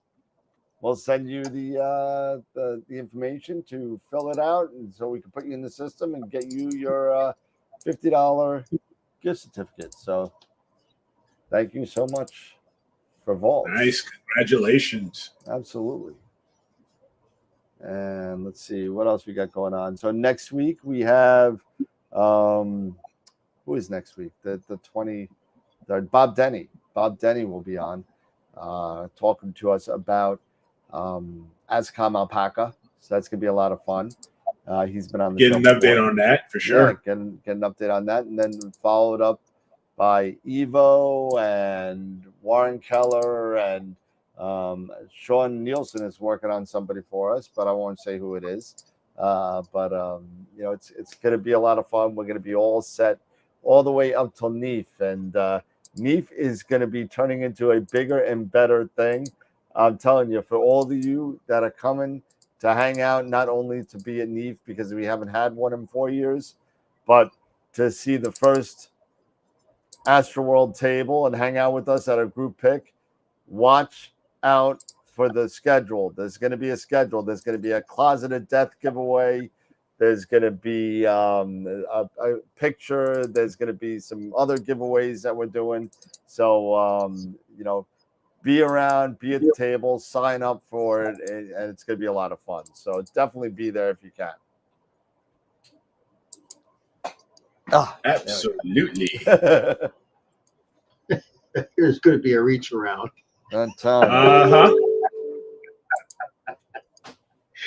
If you see a really weird expression on Dan's face, you know. Oh, I know what I'm doing wrong. Hold on a second. There's another handle. Here we go. You ready? Okay, so warp factor 5, right? There we go. There it is. I am now Scott. Oh, jeez. Love you, Scott, man. Only kidding. Sorry. Oh, jeez. Scott works really, really hard. He does what he can for the show, so I can't really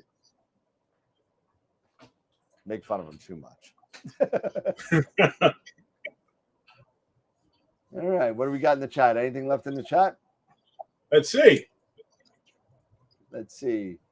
No, everybody's. Thank laughing. you, Josh, for sharing your photos, man. I really appreciate it. Yeah, absolutely. Dang, he's gone plaid.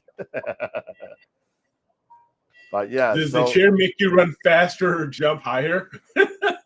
No, it just makes me fatter because I don't want to stand up anymore. Oh,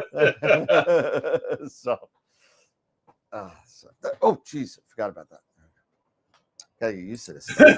Gotta lock it in. Oh, like, man. whoa! There's like 4 different things here, and I don't even know what I'm doing. It's got my gosh. the armrests go up and down and side to side. You gotta read the manual, man. You gotta read the manual.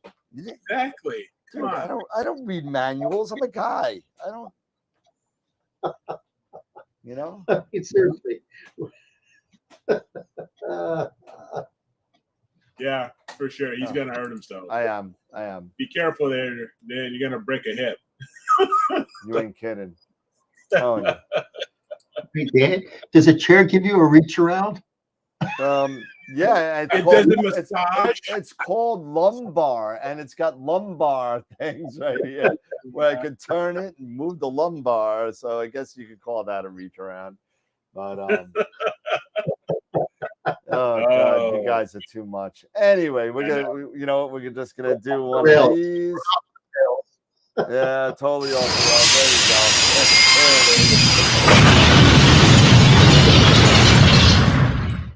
There you go. There you go. Then it goes back to the 4 up for whatever reason. I don't have it set up right, but that's okay. There you go. That's funny. Anyway, so don't forget to come by. Friday night we're gonna go. Eric's gonna be talking about different types of mounts. Yes. Back to the beginning, back to basics, followed by Peter's talk on camera specs. So that's next week. Yeah. Lot of again, we're bringing it back to the beginning again, and we're going to be doing a whole bunch of stuff about beginner Q&A again. So we're going back around to the beginning, back to basics. Yes. So yeah, definitely. I can't wait for this presentation. This is a presentation I've been looking forward to do and wanting to do for a while, especially when it comes to mounts and everything that's been happening in the market recently and all of the game changers that have happened. So to get back to some basics and to share this information, if people, you're getting into this hobby, you haven't bought a mount yet, or you're thinking of upgrading or anything like that, maybe some of the information that's in this presentation may help you. Maybe some things you may already know, but a lot of our new people and people new to the hobby don't. So that's why I look forward to sharing this information, and hopefully we can get something out of it. Everybody can get a little bit out of it. Yep, pretty cool. That's gonna be a lot of fun. So I guess it's 10:49. So final thoughts there, Eric? No. It's just, thanks again for everybody sharing photos. Josh, thanks for sharing photos, getting us involved with that and helping us spend a little bit of time on critiquing those. So really appreciate it. I think it made the show a bit more value for people. So really do appreciate that. And no, there's something here from Billy. When do you do the PhD 2 night when you do the PhD2 night, add a little bit about the ASI Air guiding.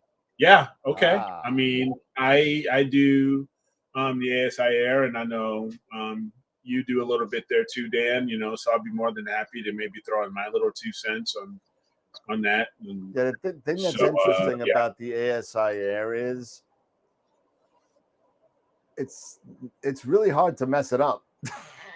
It is really hard to It's mess really it up. hard to mess it up on the ASI You know Air what? because It's really they hard only to mess allow you to do a couple of things when it comes to the guiding program. It only allows you to do aggression percentage and min motion, calibration, your calibration steps. and that's it. You know, yeah.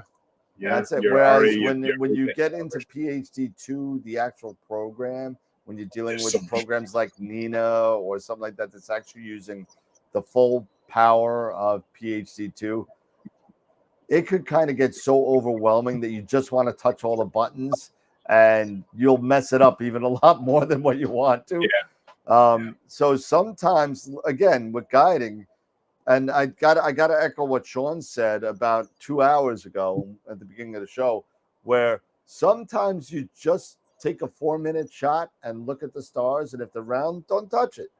I don't care what your graph looks like. I don't care if it's up and down like a freaking seesaw. If your stars are round, who cares? The problem is dialing in those settings to get those round stars. And then once you do that, leave it be. You can play around with it here and there, kind of tweak it. My RA is 0.6. Well, I could, raise the aggression and lower the min-mo and kind of do these kind of things to kind of get around these things. But you know what? The bottom line is what you want is round stars. And if you have it, sometimes if it ain't broke, don't fix it. Don't fix it. Don't you mess with it. Don't mess with it.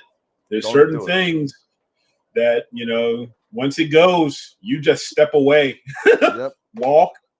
That's one of the hard things I tend to do because I tinker too darn much sometimes. Sometimes you just got to step away and leave it alone. Just like, just like Shmi Skywalker said to little Anakin, don't look back. Don't look back. Let it do its thing. Let it do its thing. So but no, we can definitely when we're doing PhD2 guiding, we can definitely hit that a little bit. Absolutely. It's a great show. I really appreciate everybody's participation. If you've liked this show, you like what we've been doing here, you enjoyed these critiques and what we've been sharing, do us a favor, give us a thumbs up here on YouTube, on Facebook, share the show, give us a thumbs up there, like the show, like it and share it to public down at the bottom, I think left hand. So we really appreciate that, and pass it on. Make sure it's added to your friends' news feeds. Share it out there so others can know what we're trying to do here. So we really appreciate that. Pete? Well, as I said, sometimes when it comes to guiding, having it automated, I like star rate. I swear to God, if you really want to just say, hey, I just got better things to worry about, consider looking at a star rate because it really is a great little guiding program. And that reminds us, we haven't had Heinrich on for about a year, so we should probably reach out. I'll reach out to him and see if we can get him back on and see if he's got any upgrades on that. But what always happened to that prototype he was supposed to send us, man? That's a good idea. We just definitely need to reach out to him. So I'll definitely give him a call in the morning here. I'll give him an email. He was good on the show when he was on. He really spoke well. So absolutely. Go ahead, Eric. I'd say the star rate was when he was on. It was really impressive, but it's not very for auto guiding, and given at least for me, it's not very budget friendly. But it's also, hey, what are we doing here? A lot of the stuff we do isn't very budget friendly. Yeah. So it's just one of those things. But it does look really impressive, and if I move closer and closer, towards Nina, and I'd be very curious to find out if I could actually utilize. I don't think I would have been utilized this with the ASI Air, But, the Star Aid? Yeah. Well, the Star Aid is so it's all separate. It's a its own separate thing. Yeah, you're not even gonna be connected to anything. It's just gonna do its thing, Absolutely. and that's it. You know what I mean? Yeah. It's completely So its own entity. So it has nothing Yeah. to do with it. It's just watching that star and moving it and sending the commands to the mount and doing everything. So yeah. See, that's what I'm saying is that with the ASI Air, I mean, it's sending commands to the mount too when it's slewing or when it's doing its meridian flip and stuff like that. So maybe beyond that, then it would be fine. And you just have to do a couple extra things here or there after that. But it does seem, you know, because it's not cheap. It's close to $1,000. Last time I saw it on Woodland Hill, I saw it on Woodland Hills, telescopes.net. So yeah, but I'm sure it works great. I'm sure it looked really impressive when I saw it. Yeah, it's almost like set it, let it go, and it's done. You know, you don't have to worry. So yeah, awesome.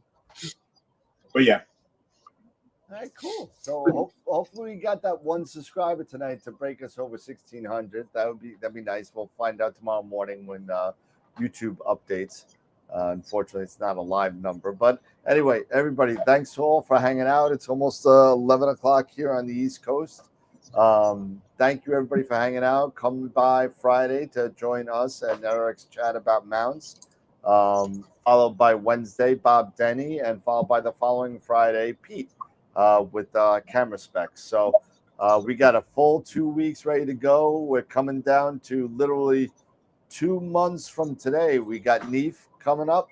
Before that, we have NEAC, and I guess Pete's going to be my living house guest for a little bit. And it's going to be an interesting week. It's going to be great. I'm doing a lot of stuff. And hopefully we got a lot of video, maybe not some live stuff, but we'll get some video going. Hopefully the next day with NEAF and NEAC and all that. So depending on what they let us do. So everybody have a good night. Thank you all for hanging out with us. And don't forget Friday night, Eric's chat. It's going to be a lot of interesting comments there, I'm sure. Yeah. So, all right. So that being said, we got 20 people still hanging out with us. Thank you. Again, remember to keep imaging, keep educating, clear skies, and we'll see you Friday night. Have a good night. See you Friday, everybody. All right. Have a great one. Take it easy. I'm going to go get buried in snow. Yay. Goodbye.